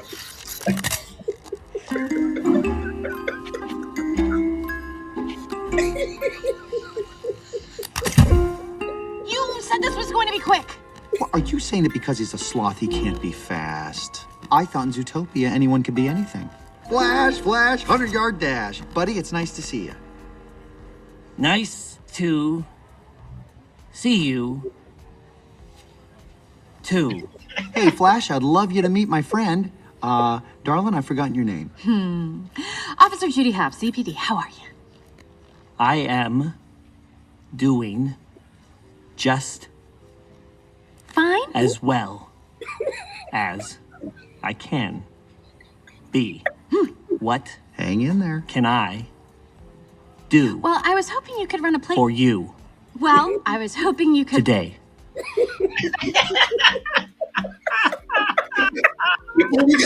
Before we get a copyright strike. What can I do? Well, for you. Wait, I want to today. Caller, good morning to you. Come on the inside now. Good morning. First of all, I'd like to congratulate the Commissioner of Police for the. Caller, you are our new hero. Yeah, it shows that he has some empathy, whether it's just damage control or whatever. But at least we see inside him, we have a little empathy for the people, right? My view on this whole thing is: what do you know that in Trinidad and Tobago, public transportation is legally deemed an essential service, and the Maxi Taxi Association is part of that public transport infrastructure. Right? If the PTSC had done that same action, people would be calling for the head and things like essential service, and they can't do that and all kind of stuff and things like that. Right? So this thing open up, like from a legal aspect. I know Richard is a lawyer, I don't know how you view on it. Right? But I was always saying that is an anomaly. The Maxi Taxi service, right? And you have them in the PTSC, right? Competing with the public transport. And this whole thing, the positive that coming out of that is that the highlight now should be focused on the PTSC, right? Gentlemen, at the PTSC peak in 2010, they had over 400 buses. You know what buses PTSC have now? About 4. They have a total fleet of 187, of which less than 100 will be functioning. How much PTSC drivers it have? To run those less than 100 functional buses, there are 556. Wow. Drivers. You really do your research. Yes. To operate less than 100 functioning buses, right? The PTSC, which mandate is to provide public transportation, right? Have 100 functioning buses, 556 bus drivers. There are 2,000 workers employed in PTSC. So what are you guys doing? Right? We have 12 senior managers in PTSC with an average salary of $35,000 a month. The general manager make over $44,000 a month. And you can't have a proper functioning bus service, right? You can work on cutting down transit time from, let's say we had, and that's the whole of PTSC, yeah? Let's say we had all the 187 buses functioning and they're running at 1 hour interval. So the wait between the bus is at 1 hour, right? They would only transport, and they run for 16 hours a day, they will only transport 149,000 people, right? If we use that. You know how much people commute through the city gates on a daily basis? I hear they say like about 300 or 400,000. Yeah. Right, it's 100,000, 250,000 to 300,000 people. Right, so even if the PTSC was efficient with what they have, take all the 187 buses and concentrate them on the city gates. I ain't talking about all the other areas, Tobago and all them things, just in city gates alone. Right, they can't move the number of people. Right, so hence so now with what they are doing and how they operate, and let me say they operate at the maximum. Now with what they're doing, they will only move 40,000 people. That leaves 160,000 people. The Maxi Taxi to pick up that slack, right? So what the cost of that 160,000 people by average of, like, let's say for the Maxi Taxi, our $8. You know what? So that means it's at 2,000 Maxi Taxi in 50 gates, right? And if you add up the cost of that $160,000 by the average fare, right, it means a Maxi Taxi driver making almost $50,000 a month. They pay no taxes, they pay no nothing, they don't maintain the facilities and things, and they want the government, and then they pick up all the slack. All that How do you know Maxi Taxi drivers don't pay taxes? Yeah. No, how do you pay tax? On what? How you averaging the income and so on? How you know they're not paying taxes? They're supposed to pay taxes. Oh, yes. Sure. The statement, you say they're not paying taxes. How you know that? I'm asking a question. No, because I do my research in that day. Go and research on the Maxi Taxi drivers and they don't pay tax.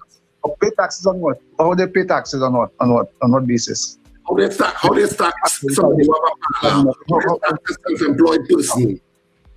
So self-employed people in the country don't get taxes. Is that what you're saying? You mean direct, Richard? I know where you coming from. You give an assessment, and your taxes don't be generic and say a wide brush. They don't pay taxes. You don't know that. Okay. Yeah. I know where he's coming from, and I know where you're coming from. Yeah. So yes, PTSC has proved an abject failure since 1962 in terms of meeting the demands of commuters, hence the private sector. And the private sector can never be an essential service. Essential services only apply to state-operated entities. Okay? If I'm in the private sector, you can't designate me and say, you have to do X, Y, and Z. You are private. Yeah. The nature of private means that it's a capitalist society in which we live. Yeah. Okay? And so the system is what it is, and the transport system has evolved because the state system was inefficient.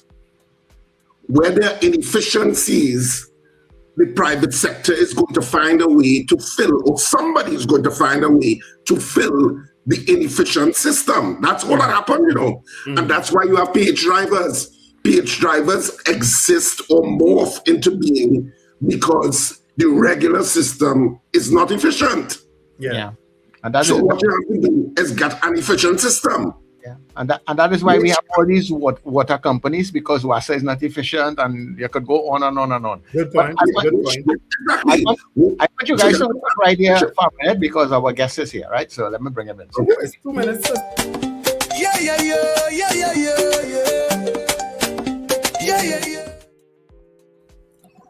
Hi, morning, Mr. Knights. We are very late, which means we have to do forego news today. Yeah, we have forego news for today, but that's all right. We'll do that for you.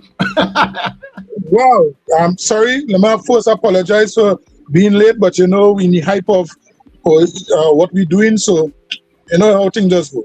Oh, you're looking like you're in a maxi there, Mr. Knight. Yes, sir. I am in my maxi park up. All right. Well, let's get this out of the way one time. Mr. Knights, do you all do Maxi Taxis pay taxes? Yes, I do. I pay taxes as pay as you earn. What the guy was probably alluding to, self-employed, that is NIS. No, we are not able to pay NIS. That's why it is on our list to lobby to get self-employed. And this is a national issue. It's not just a Maxi issue. Yeah, and I agree that that's a long-standing issue for self-employed people. But I told you all how to do it. Open a business and make yourself an employee of the business and pay NIS. I have suggested this countless times. It's a very easy. You understand? I agree. Go ahead, Richard. No, I mean, well, if you could articulate what the main concerns are of the Maxi Taxi associations across the country, because I think for a lot of citizens, they weren't clear on what exactly the main grouses are, and if you could clarify that as succinctly as you can.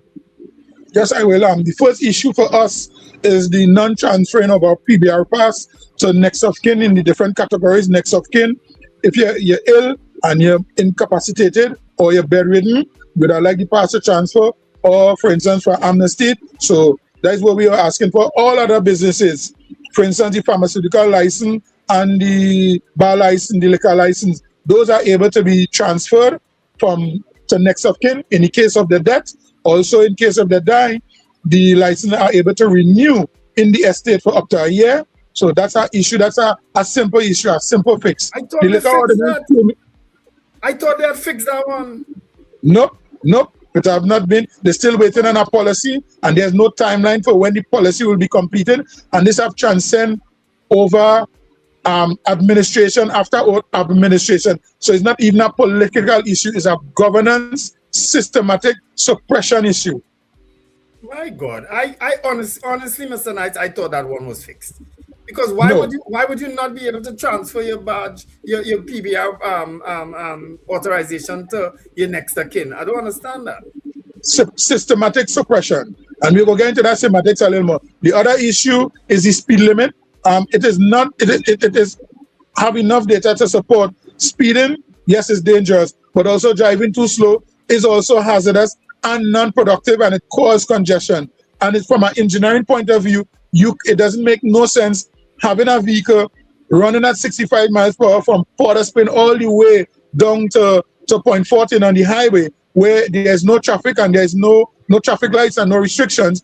From an engineering point of view, you cannot get the vehicle to even reach to the relaxed gears, about 5th gear or 4th gear, to relax the engine, relax the gearbox, have fuel efficiency consumption. So even from all that point of view, it doesn't make no sense. And when you look at all the other first world countries, they have increased their speed limits. Something is wrong with us here.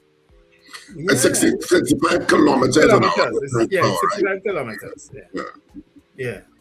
Right. The other issue is the hubs and them in the dilapidated condition. And what we're asking here for is not so much to burden the public purse to interject, but give us some authority, like for instance, Citygate and also the hub in Sandy Grande. It's just terrible. You don't have no facilities, access to facilities, toilet facilities in Sandy Grande, and there's no hub in Arima. No hub in Arima. We end up in a situation just like how it was in Port of Spain, where the maxi taxis have outgrown the street of Port of Spain. That is a similar situation happening right now in Arima, and they're not listening.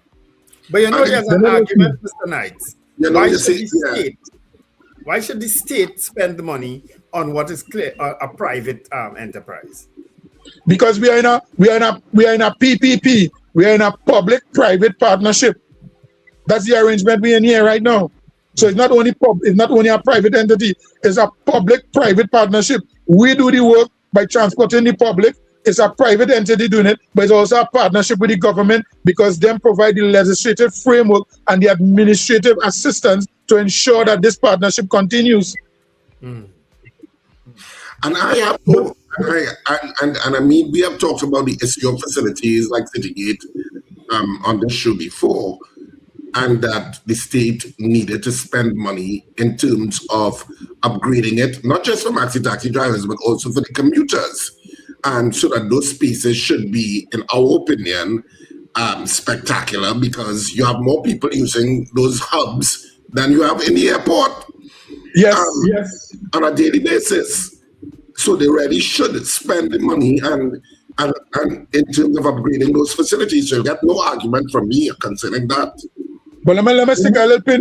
We're not really asking in terms of Citygate per se to come and spend money. We're asking for the permission to manage and operate. Right now, I could show you, right? We introduced a card system in Citygate where since we're there about almost 30 years, we have not had access to toilet facilities. And the association, through its members, bought this card as a key interbeing. We spent thousands of dollars to bring this key and this card interbeing so that we members and even the general public will have access to our toilet facility all 2 o'clock, 1 o'clock in the morning when there's nobody on the compound. And we did that on our own. We didn't ask the state to do that.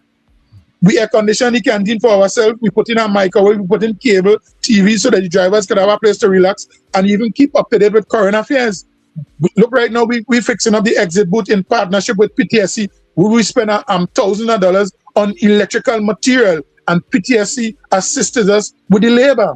We didn't ask the state to do that, to do all of the work. We put out the money. We painted our building for ourselves, which cost thousands of dollars. But the membership funded all these things, and we're just asking for the authority and the framework, the legal framework and the documentation framework to manage Citygate so that it could generate revenue and be self-sufficient. If you're able to do ads inside a Citygate, that could generate additional revenue for the upkeep and the management to provide better safety and security and create a better ambience and traveling experience for the commuters. But Mr. Knights, where is the sticking point then? Because you're basically saying that you've been working in collaboration with PTSC. Where is the sticking point then, if not PTSC?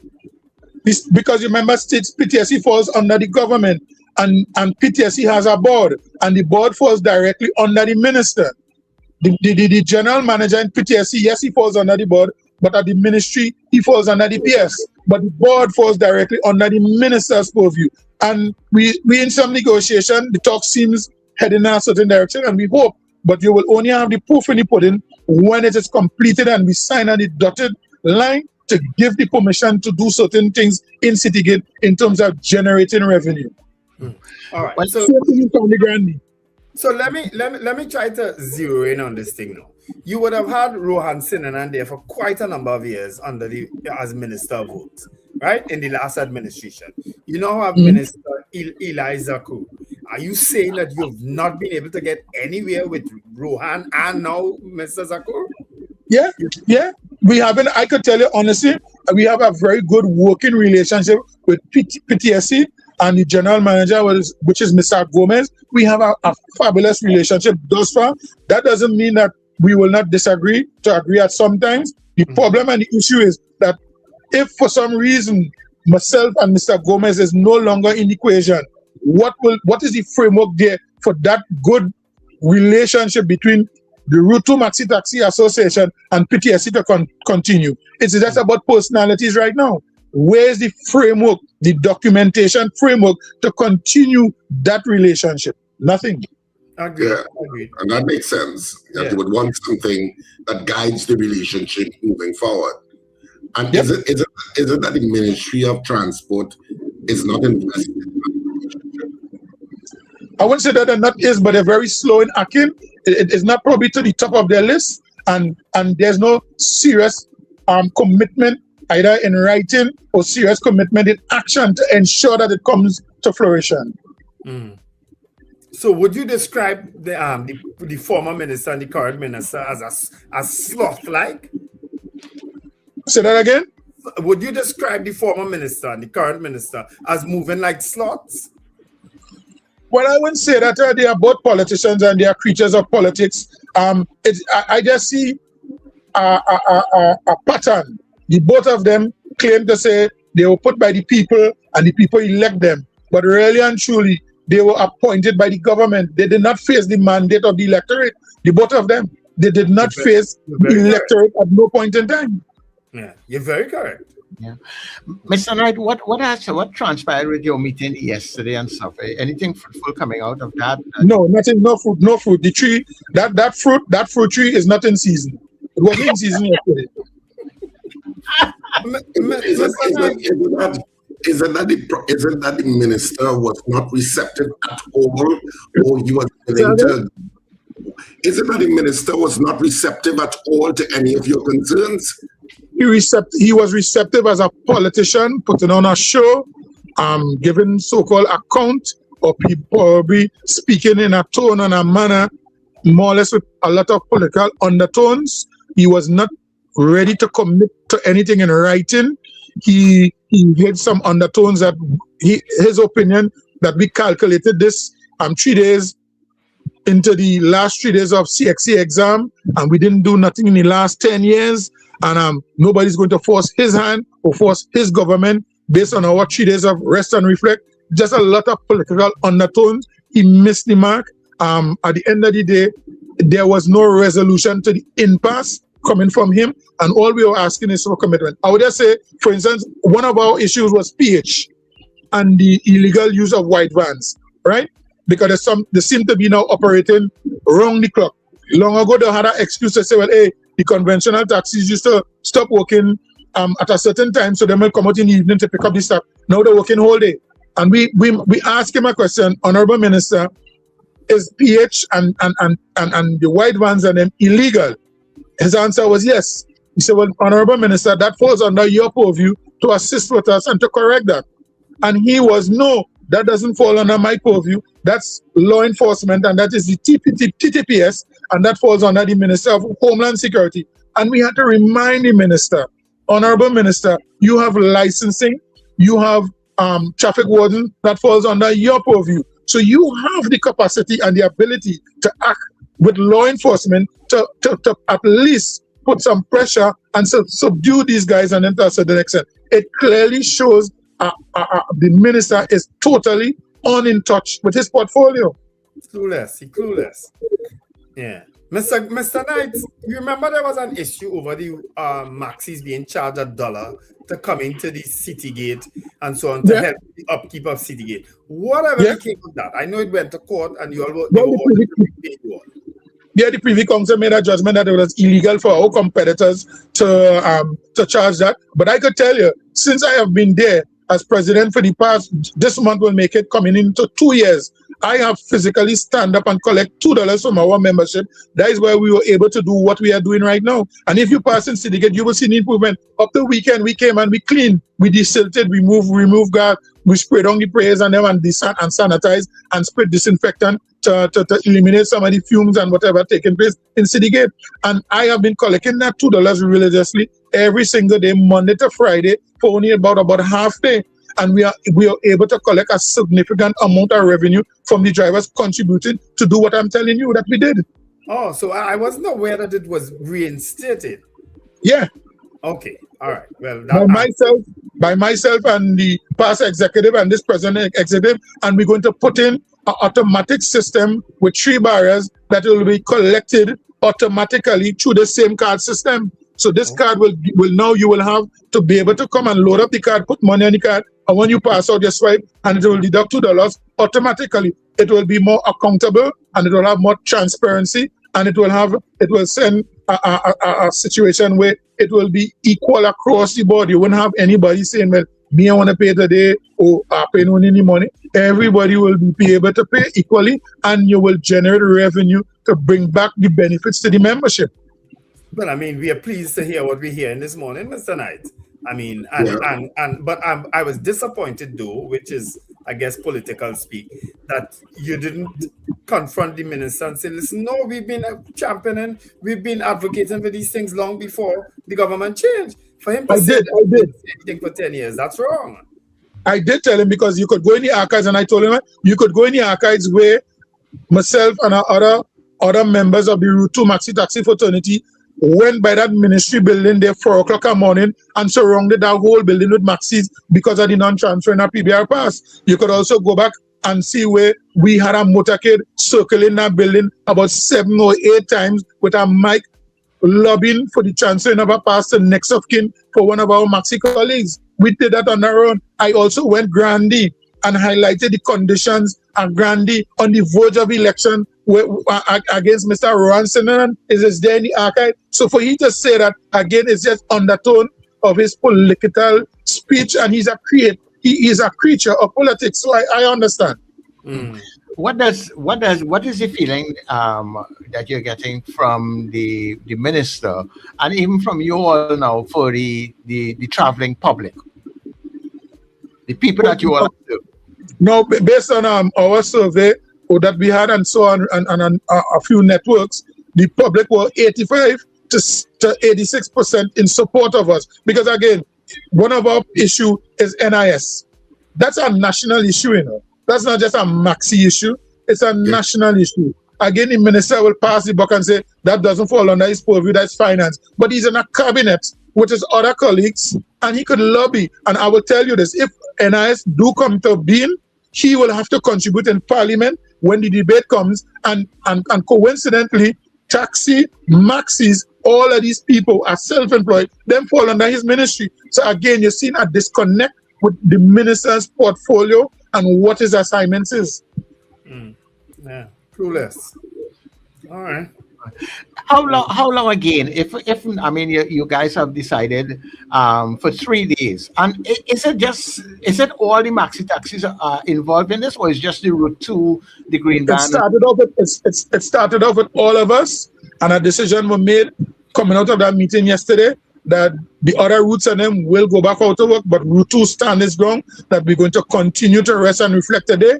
But at the end of the day, we're going to assess and make a decision if we're going to continue for another 2 days, or we're going to have a decision at the end of the day. But I could tell you this, in terms of the association and Maxi Taxi, Mr. Ian Hewitt will make commentary regarding to that, and we will regroup. We will regroup and come again. The fight is not over. We're going to continue this fight because I say some of the issues is national issue. The speed limit is not just for Maxi. It have high capacity vehicles that we know them don't go 65. We know other vans and so forth, them don't go 65. So it's a national issue and it is non-productive.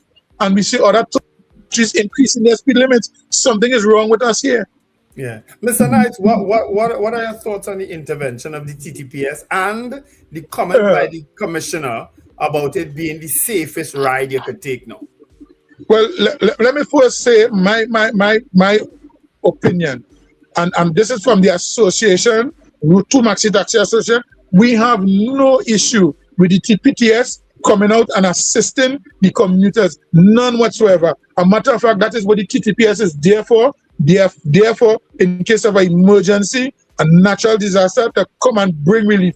And if they have the equipment and they have the vehicle, by all means, use it. We have no issue with that. What the issue we have is that there was not an emergency.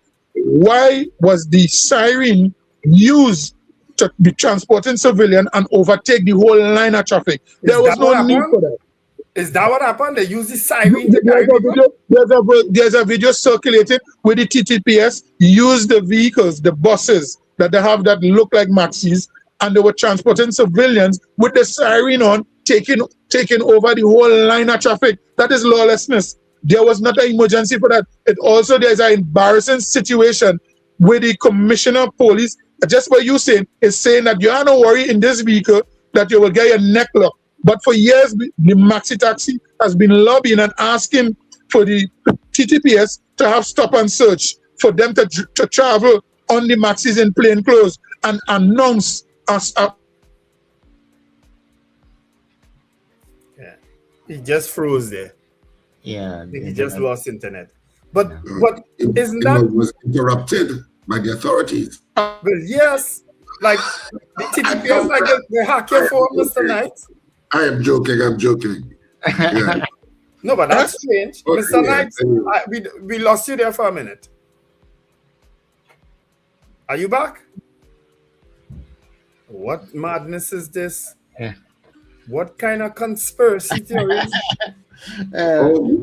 I set you off there, boy. Were you all aware that the TTPS were using the sirens to transport the people? No, I'm now hearing that. I'm now hearing that. Yeah. Okay. Well, he's look coming at back that. now. He's coming back in. You coming back in? All right. Yeah. Yeah, Mr. Knight. Sorry, we lost you there. I do apologize. As soon as you use the word TTPS, they zap you. Go ahead. Continue. No, let's go. I have one blue, I have one blue. Yeah, but you were saying you were lobbying for them to ride the Maxis and stuff and around that time.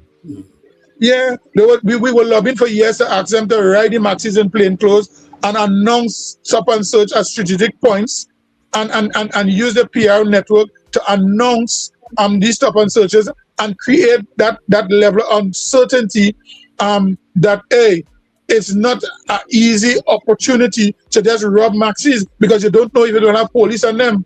But yet for all, he come and saying, look, you're in the safest vehicle now, but you are creating that sense of security and safety for the general public. And that's your job. It was totally embarrassing to hear him make that statement.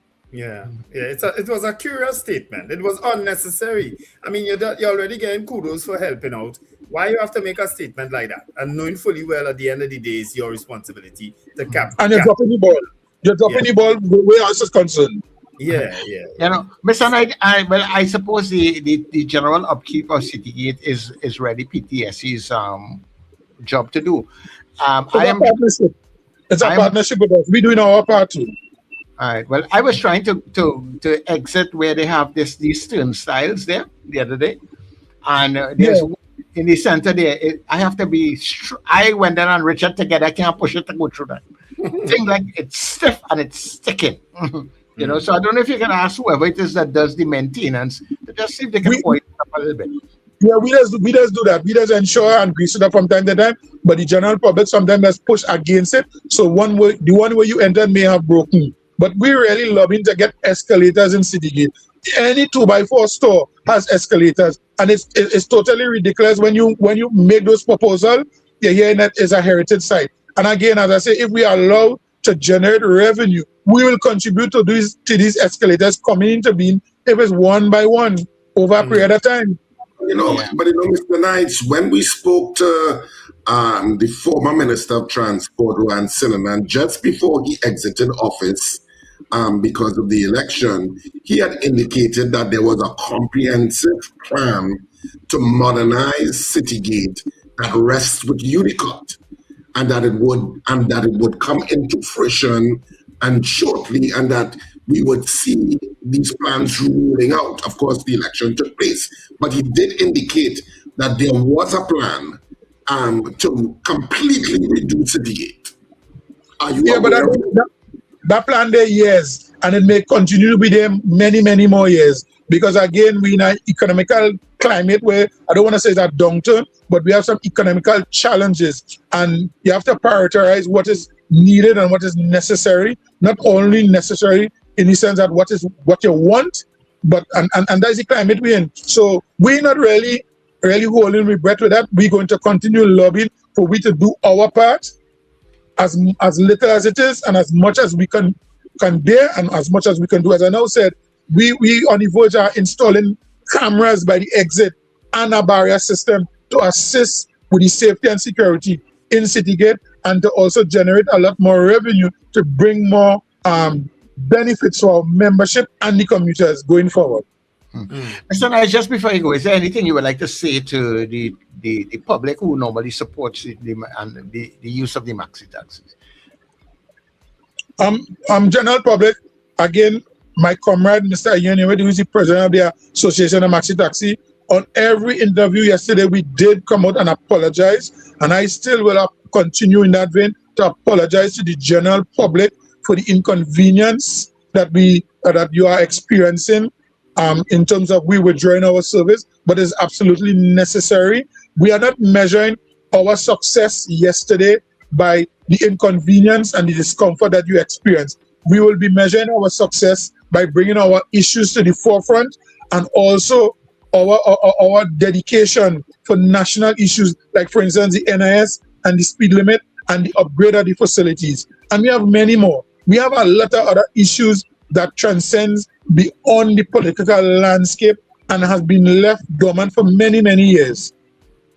So we do apologize, and we will hopefully, with the help and the grace of God Almighty, be victorious in this struggle. It's far from over.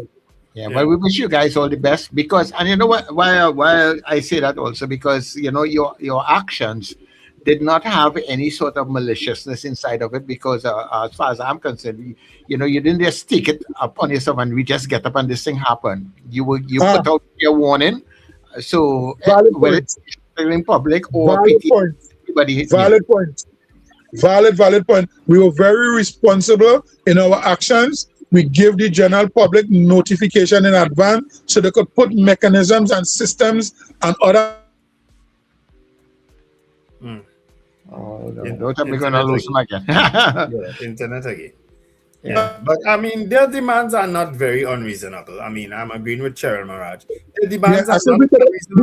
We could have used the element of surprise, and we did not. We choose not to do that. Yeah, we appreciate that. So we want to thank you very much for talking with us. We know today is a busy day for you, like most days. But thanks for joining us and sharing the concerns and keeping us updated.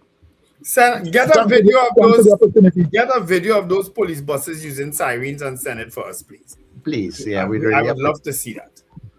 And I'll send you the comment and also. That is a little ridiculous. Come on, TTPS. Yeah. All right. Thank you very much, Mr. Knights. Yeah. Okay, we appreciate it. Yeah.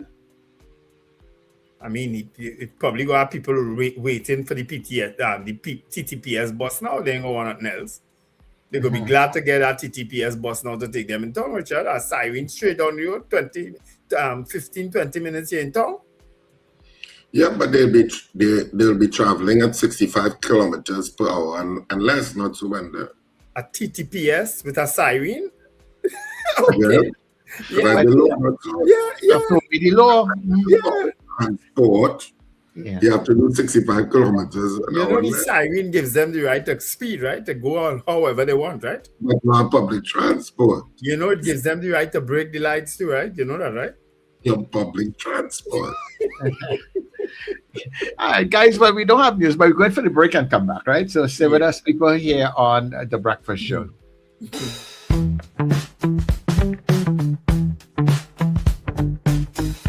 S&H Rumbox, 137 Western Main Road, St. James, for all your retail and wholesale needs for alcohol and non-alcoholic beverages.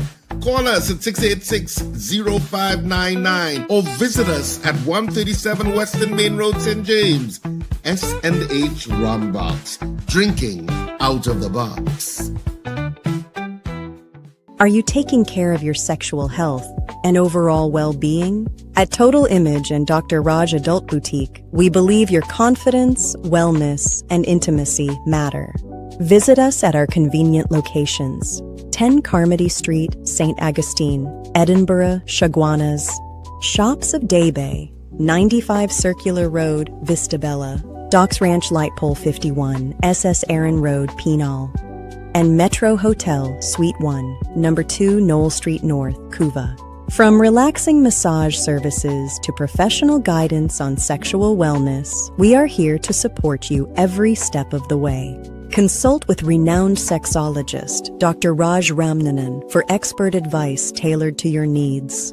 Take the first step toward a healthier, more confident you. Call 285-9739 or 645-4543 to book your appointment today. Total Image and Dr. Raj Adult Boutique, where wellness meets confidence.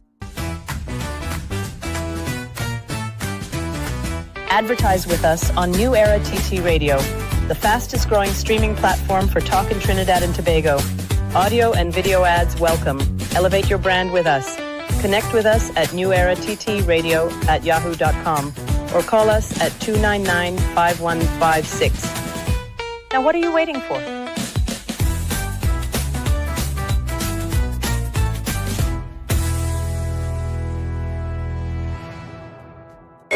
Gaylan and the Ultimate DJ Shane presents the Reggae Ride 26.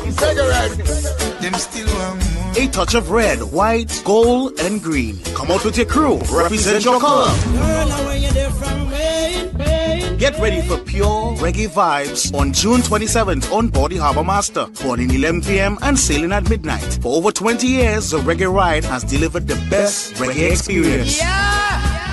Music by DJ Damien, Devil Slick, DJ Junior, Gaylan, and the Ultimate DJ Shane. Get your advance tickets, only $250 at Agard's Nuts House at City Furniture Stores nationwide or on islandnytickets.com. Remember the song used to make you rock away. Those were the days. No coolers allowed. Powered by Agard's Nuts House, City Furniture, Tokopia Hotel and Lounge, Cricket Land Academy. The Reggae Ride 26, a touch of red, white, gold, and green. Just a little bit longer, baby. Oh, my love keeps growing stronger. Join me, Brother David Muhammad, every Tuesday from 6 p.m. to 8 p.m. here on New Era TT Radio, Net Radio, Powerful Radio. Join me to hear knowledge, wisdom, and understanding. Tuesdays, 6 p.m. to 8 p.m. here on New Era TT Radio, Net Radio.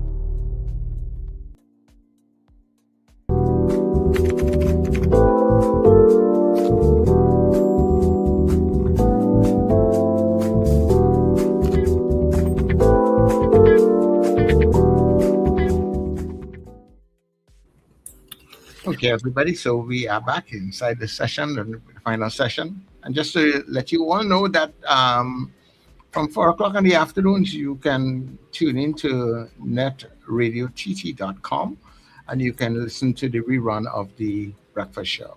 Okay? Yeah. Good. Oh boy, I agree with you. Damn, this country is a total cluster F from the tip top to the bottom. That's how it feels. That's how it feels. Trinidad nice. Trinidad is a paradise. Mm.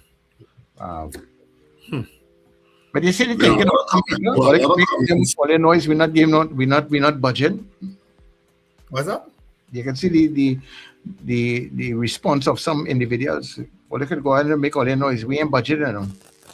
Yeah, but that's crazy. I mean, how too many of these government ministers, the ones in the past did it too, but this set, like they intend to say, oh, they didn't say nothing for 9.5 years. Oh, they didn't do nothing for 10 years. Oh, no, that is not true. That is not true. And even if it is true, you still have a responsibility to deal with it now. That's why you are in government. Exactly, Sir Charles. Well said. That's your responsibility. So saying, oh, they didn't say nothing 10 years ago is immature and silly. Yep. You are there. That's why you're in that position. That's why you're getting the kind of salary that you get. Yeah. Fix the problem. You do the job. Mm-hmm. That is it. Do your job. All right. Well, let's take some calls, or they have anything else, so they have to raise there. Mm-hmm. No, take some. Do what you want to do, Sir Charles. You're in charge. You're the boss, you know. All right, people, you can call us. You like Charles Rich. You Charles Richardson. If you don't send the link, we're not hearing. We don't hear it. I'm doing like Wendell, you know. When I want a good laugh, I go back and I replay the programs, you know. There's always something in this program to have you laughing, you know. Oh my word. Caller, good morning to you. I come like Lincoln today. It's my third call. Yeah, lucky. But I don't mind. Here it is, sir. I thoroughly enjoyed that interview with that gentleman. And I personally find that Minister of Transport is really being very condescending to them. Because he spoke and the other man spoke yesterday. I was here. I feel like as though he just sitting down there because he had to sit down there. And, you know, turning down his nose to them. Because these demands are not unreasonable. I find some of the only thing I don't really get now, we are demand public coordinators is the NIS, which I find NIS should be doing that. Whoever in charge of the NIS, Ministry of Finance, whoever, they should be dealing with that part. But everything else is reasonable. They're not asking for everything. So, Mr. Knights, all they do, you know. But I figure this man in particular, that particular minister, he ain't going to do nothing. He just decide, all that brave. Nothing are doing. So, Mr. Minister, the whole country is at a standstill. Look at how much productivity was lost yesterday. Madam Prime Minister, productivity was lost yesterday. My son Rishi worked nearly 10 o'clock yesterday morning. He works in a very important position. When he called his manager said, well, whatever he could do. He had to get my neighbor's son car borrowed to go to work, you know. I find I was so this. I don't know what this one is again. He should go. All right, thank you. No problem. Thanks very much, Dabity. Caller, good morning to you. Good morning. I didn't want to raise that issue this morning in the same breath as complimenting the police service, but I that was my peeve about their attempt to aid the situation yesterday. What you're talking about? The siren? The use of the siren? The sirens, yes. it because in any other circumstances, the use of sirens out of an emergency is abuse of the use of the siren. But I guess in a state, I know what they're going to say. TTPS do it all the time, right? You know that, right? I know that, but I know what they're going to say in this situation. They're going to say it was used in the attempt to get people to the destination quickly so they could make as many trips as possible. I know what the rebuttal is going to be, Ted. But I'm saying nobody has no problem now because they run a red light with a siren and crash and people get injured. You understand?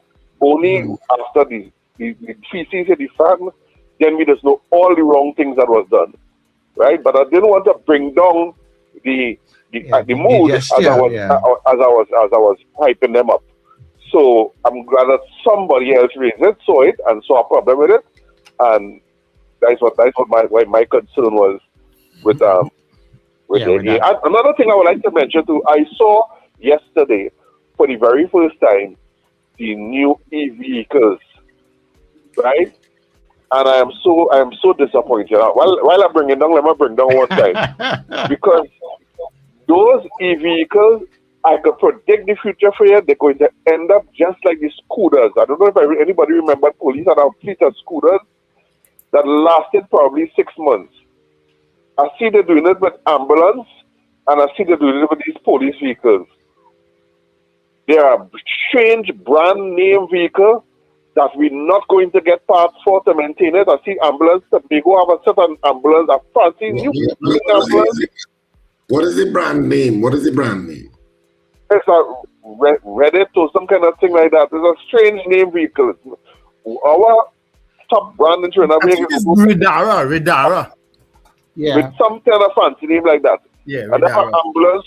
I went to Tobago the other day. They have an ambulance with another strange name too. I don't know where it's from. But in Trinidad and Tobago, I know you could go in any grocery and get a part for Toyota or Nissan. These things are going to end up like the scooter that they bought. And I don't know if you remember a little box car that we had a long time from England, that after a year, the ladder, that was the name of it. Yeah. That was the name of it. You can't see one on the road now.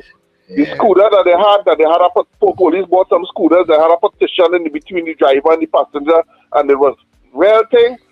They last maybe a year in Trinidad and Tobago. Yeah. Suddenly seeing these e-vehicles ended up in the same situation where in a year, 2 years, you're not going to see any of them on the road. It's going to be a waste of money because we're not going to get parts for it in Trinidad. Because we have a problem. We all know we have a problem with maintaining things in Trinidad and Tobago. So somebody said those vehicles are leased. The police didn't buy them, they leased them. It'll be the owner of the company responsible for taking care of them. Let's see how that goes. Yeah. Okay, cool. We'll give it the benefit of the doubt and let's see how that goes. Yeah. Thanks very much, Lincoln. Good morning, caller. Kenwin. Good morning, Sir Charles, Richard, and Wendell. First, let me say, apology accepted, Lincoln. I know we all make mistakes sometimes, so this is why I say, let me say, apology accepted. Sir Charles, matter that Lincoln raised there just now, I will take it a little differently. AI going to be taking over the police service just now in Trinidad, so don't worry all yourself. Just like how I saw it last night, and I was supposed to send it for Sir Charles. I try to remember what country it was where we have AI police officers, and they say that this country stepping up in doing things to make sure that AI take over and run. Hello? Yeah. Go ahead. Yeah. AI would take over and run all these things just now, so we don't have to worry. Like for example, that is why PTSD probably must haven't had new buses as yet, because they're also waiting on AI buses. What we have to do is say invite Elon Musk to come to Trinidad, and all these problems would be solved easy. All right, okay, no problem. Right. Thanks the other thing much. is, Sir Charles. Yeah. Sir Charles, the Archbishop was speaking sometime over the weekend. He was being interviewed, and I think that they're trying to organize to have the Pope come to Trinidad. Richard should be able to tell us more about that. Richard is in it. Yeah. But I heard the interview, so I don't know if Richard was able to listen to it. All right, okay, no Yeah. problem. Thanks, man. No, But I'm sure the weekend he wasn't able to say anything. I say, where's that? No, I didn't. But Pope Leo is probably going to email me and let me know, so we could go and have take a little line. Good morning, caller. Yeah, good morning again, gentlemen. I was waiting until the interview. Why do you another caller sound like so? With the Mac. No, I called before. I know, but you and that guy who just called sound very much alike, too, eh? Okay, must have the same voice pattern. Right. I was really waiting this morning until after the interview with the with the Maxi Taxi president there. Uh-huh. And maybe in some areas, maybe I misspoke and something, but listen to him and the reasons and so on. I see that should have been done before, right? To explain to the public and think exactly what it is going on, right? But we have a problem. Those issues and things what you raising there is not only unreasonable, you know. Those are things that could fix easily, and from what his interview, it boils down to a clash of personality and ego and all kind of. That's the problem, you know. Because the problem is the fix. I depressed going through city gates. The place deplorable. It's in a mess. Yeah. It's dehumanizing and thing to go through there, and these things need to be addressed, right? I was just satisfied that, you know, why the public and they had to pay the price. But I mean, the price of progress is high, right? And then, but you coming out, you are all union man. You should know all of these things, man. Yeah, I was a whole union man. You know when to strike, how to strike, all kind of thing. You could teach them. Yes, I was. I was that kind of thing. But here what happened now? As I say, I'm not politically aligned. I don't want no horse in the race. Right? Because I told you all before that I just listened to you all. About the last 2 weeks or so, I started listening to a program called WSN with Sean something, whoever, right? Yesterday, I put on the TV, see a radio program came up on YouTube, and I listened to 91.1 or 91.9 or something with some guy called Heavy and Kingsley or whatever on the thing there. And they're making this. Going through all the hell, you suffering yourself, boy. All right. Well, I know that the first and last time I listened to them, they're kind of politically charged, and they're talking about 10 years where all them people was, and the PNM is the PNM organized to destabilize the country, to make the government look bad, all kind of tripping is them talking, but I just switch off the don't frustrate yourself. Just listen here in the morning and you got to go. And we give it a rerun in the afternoon.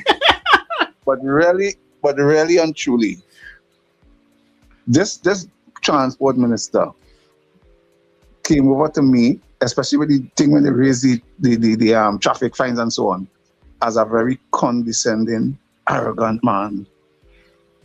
Right? And the Maxi Taxi president bear it out.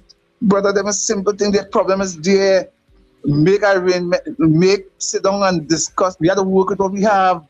The Maxi Taxi is part of we public transport infrastructure right now, and everybody had to work for the interest of the public, right? Stop cut out this political thing and political thing. There's a problem and it exists. Yeah, politics and politicians. And that easy to fix. Yeah. The problem with the document easy to fix. I have to leave here because, you know, we kind of wind it down right now. We have a lot of people trying to get through, so let me see if I can get some others inside. I just wanted to say, Charles, wait, where it going? Okay, it gone. You know, just quickly. Right. I was looking up the sorry, Wendell, to interrupt. I was looking up the Radara EV reviews as police vehicles. The AI overview of it, of course. The Trinidad, when I brought up that the Trinidad and Tobago Police Service deployed 51 electric vehicles for their patrol fleet. So obviously Trinidad and Tobago is unique with the Radara EV because it brought that up. I didn't ask it for Trinidad and Tobago. I just asked Radara EV reviews as police vehicles. The Trinidad and Tobago Police Service deployed 51 electric vehicles for their patrol fleet, including several Radara RD6 models. The Radara, a Geely EV brand. Now, Geely is well known in China. I think they also own Volvo together with Volvo Sweden. Serves primarily as a smart eco-friendly, but this is probably their own independent brand, I guess. Serves primarily as a smart eco-friendly urban patrol vehicle rather than an armored heavy-duty pursuit vehicle. Because these models are relatively new to the force, there are no published long-term fleet durability reviews yet. However, automotive and commercial evaluations highlight the following specific advantages and trade-offs of the Radara RD6 as a law enforcement and patrol vehicle. Acceleration, the dual motor produces roughly 315 kilowatt, launching from 0 to 100 kilometers an hour in about 4.5 seconds. This makes it significantly quicker than the diesel utes traditionally used. Of course, ute is like an Australian term for pickups. Ride quality, built on a unibody platform with fully independent suspension rather than the traditional ladder frame of a standard truck. Reviews frequently praise its SUV-like, highly comfortable ride over rough roads and city potholes. Onboard power, the vehicle acts as a mobile power station with a unique vehicle-to-load panel in the truck bed featuring 240-volt power outlets. This is ideal for running police communications, laptops, and scene lighting on site. Limitations. Well, towing is a limitation. Range. It features an electric range of 350 to 420 kilometers per full charge, depending on battery spec, which is generally ample for standard urban or rural patrols, but must be carefully managed across 12-hour shifts. Maintenance and durability. Real-world testing remains to be evaluated on how unibody electric pickups will hold up to the rigors and potential harsh impacts of standard police work compared to ladder frame diesel vans. So that's just a sense of it. Yeah. All right. Just let's show back that Zootopia video now, please. End the show with that Zootopia. No, I just saying to end the show that video, right? We'll put it back up for you. Yeah. But within recent time, there was this article just coming into the weekend there. And China, where vehicles are concerned and what they're doing with the vehicles and things that they're adding to the vehicles. Trust me, some of those traditional makers of cars in other parts of the world are now walling because of that, because their profits are going down. Yeah, Captain Ron, good morning. Good morning again, gentlemen. Morning again. I was very impressed with the Maxi Taxi people there. The guy that you had on, he's very articulate, very clear, and he really showed up who the minister really is. As I said, he needs to step down, because he seems to be a problem that will not fix this problem they have, what they're striking for. And also for the gentleman back there who was talking about Elon Musk, let me tell you something, sir. Elon Musk had nothing to do with AI. AI is from China. All right, Elon Musk is a person. He doesn't invent anything. What he does, he has money. He makes some money by selling and buying, and he has his company, and he hires scientists and mechanics, and they build things for him, and he brand his name on it. All right, he has nothing to do with it, and because the AI really is from China, and it start policing as well. Right here in America, they use AI in the Walmart store. I said, I'm going in there in 5 minutes from now. And as they step in, the cameras pick your face up, identify you if you're a shoplifter, if you've been banned from the store, or if you're wanted by the police. This is what it does. It assists the police. It doesn't take over. But then again, it's a machine, so it can make mistakes. It can make mistakes, yeah. But Elon Musk, please don't mention his name. A lot of people dislike this one up. Nothing. All right, guys, have a good day. I mean, saying that AI was developed in China is not actually factually correct. Of course, it would have started all of this entire AI movement would have started if you want to go back to the issue of computer science with Alan Turing. So he's widely regarded as the father of theoretical computer science.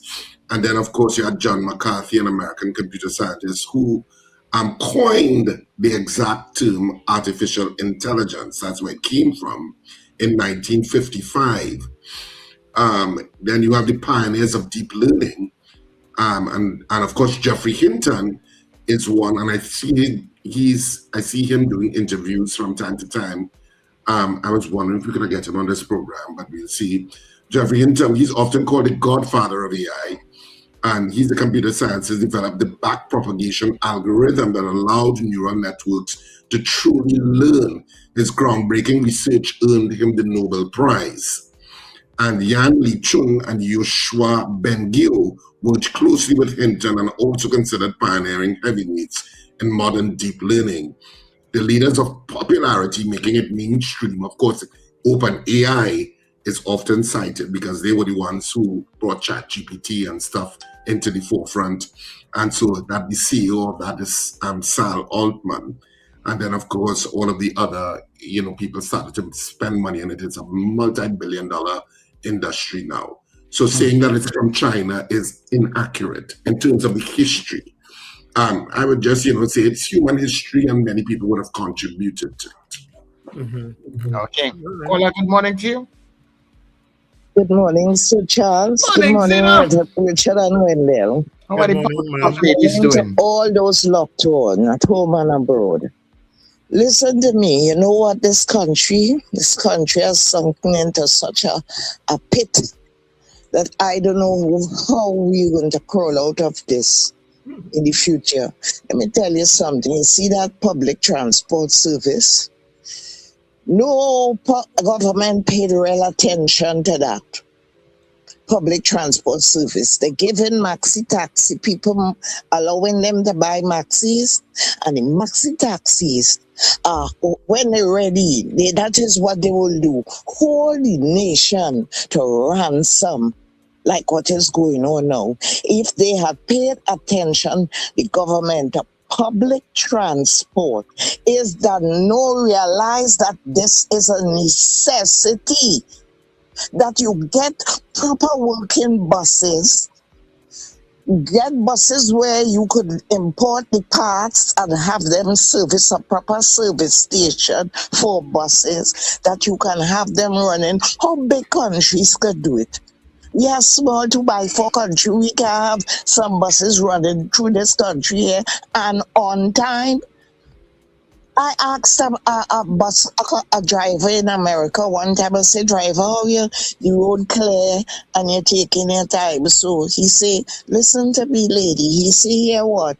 I have a particular hour to reach at a bus stop.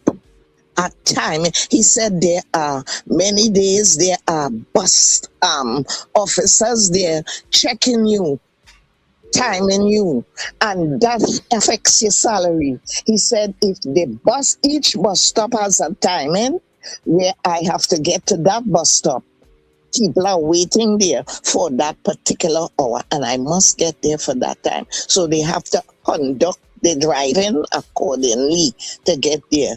And countries that have proper systems continue to do what they have to do. We here just give up on the public transport and leave it up to Maxi Taxis because people buying Maxi Taxis. They could raise the fare how they want. As they hear thing go up, they could do what they want. They could do just like how they're doing now. And I have no vexation with them. Because all you do, give them a job to go to schools, drop children to schools to do what. All you don't want to pay them on time. You understand? They imposed a system whereby they were going to fix that terminus and they pay $1. The Maxi Taxis themselves reel up. They didn't want to pay $1 per trip towards the upkeep of that. So all of them have to blame, but I am blaming the government for not having buses, bringing a lot of buses and have them running. Public transport is not to make money. It is to charge a money that could upkeep the running of the buses. But it's not a money-making affair. People have to get from point A to point B.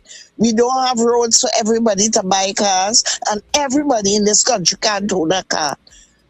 Is the lower class always suffering? So everybody who have cars and could get to work is all right. But what happens to the poor man? And that is what have this country so upside down. Because you have the poor man always suffering for everything and always have to cry and go out in the road and picket and make noise to get what is supposed to come down to them. The man government will take care of all your country and your citizens. And who they have in that bus section, you know, that minister, well, I know heaven help all you. All right. I want to be You better. know, By the way. my memory is so good about this thing. There's a history behind this bus thing and all the jog all your memory. I don't know if it ever made newspaper. I think it did. But there was a certain businessman way back in the day and in the PNM who was the one bringing in these buses, you know. And he and somebody in the PNM fell out. And guess what? That is where, because he was the one bringing in the buses. He was the one making an investment for the state. Was he the same one that encouraged them to move all the train line? No. He ain't so old. Oh, but he was the person, and he fell out with somebody, and then next thing you know, we had a bus problem in the country, but we didn't have a bus problem all the time, you know. I will tell you all offline that story. Good. Well, I don't know. I can't recall a time when we didn't have a bus problem. No, a transportation problem.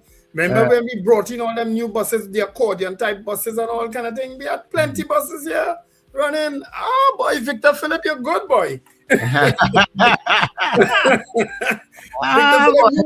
you are wrong, so you will remember. You're very right. This time I will approve you calling a name because that's exactly who it was. Okay. All right. Show me the Ministry of Works there. I mean the Ministry of Transport. Let's end the show with the Ministry of Transport. Folks, this is the Ministry of Transport. Fastest guy in there. You need something done, he's on it. I hope so. We are really fighting the clock and every minute counts. Wait. They're all sloths?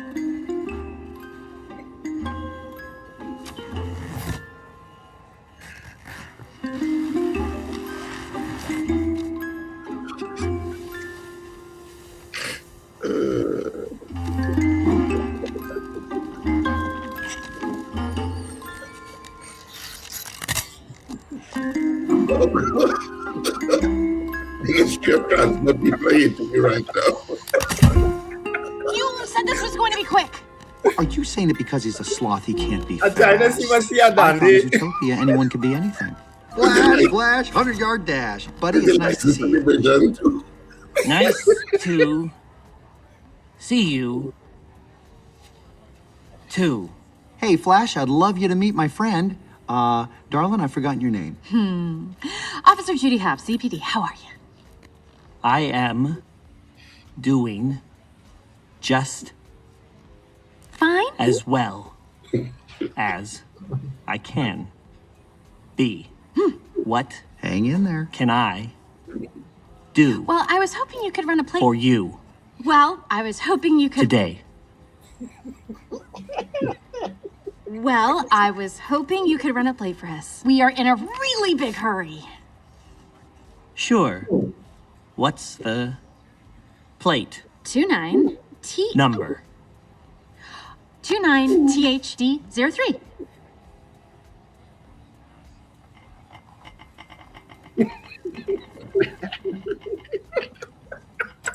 Two. 9.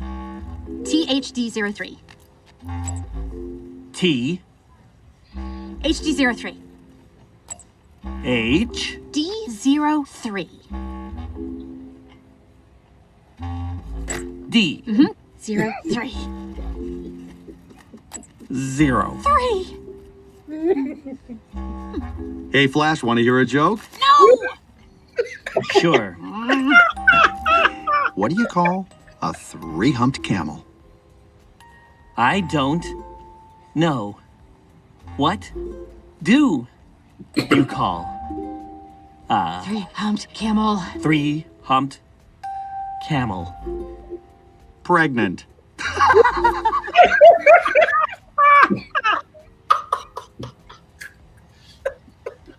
Oh my word.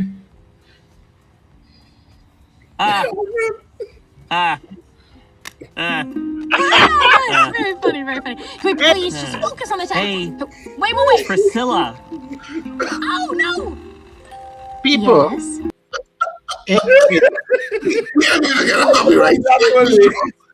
Now, 9 I can watch that whole day.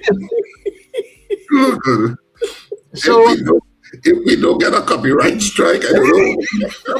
Copyright God looked at us this morning. as we wrap up the breakfast show. Well, let's send that for Minister Zakuru. Thank you for listening and watching. Folks, remember, oh good Lord, to let go and let go. Let, oh my word, Richard, God. I will be the bunny in this situation. Yes. And you can listen to the programming on NetRadio.com throughout the day. Excellent program. And of course, if you want to listen to us on your smart devices, Net Radio Trinidad on TuneIn is what you say to your smart devices. Thank you for joining us today. We know you have a choice in what you listen to, and we're so glad that you chose us. Yep. Have a fantastic day, whatever you are, in whatever time zone. I know some of you are probably going to sleep now, depending on what time zone you're in. So wherever you are across planet Earth, thank you for joining us on The Breakfast Show, coming to you live out of Trinidad and Tobago. Have a fantastic day, people. Remember to smile and laugh. Oh, It's good for your health. Hopefully my voice will be a little bit better tomorrow. This has been The Breakfast Show. Breakfast. Don't forget, all you have to learn the jingle, eh? This Sure. is it here. It's coming up now. Coming up. Oh, we have a competition. Yeah, for Father's Day, pop up. So we letting them do the jingle. Okay, cool. Tomorrow. Get up, it's the time to start the day. The breakfast show is here, we bring in the soca way. Yeah.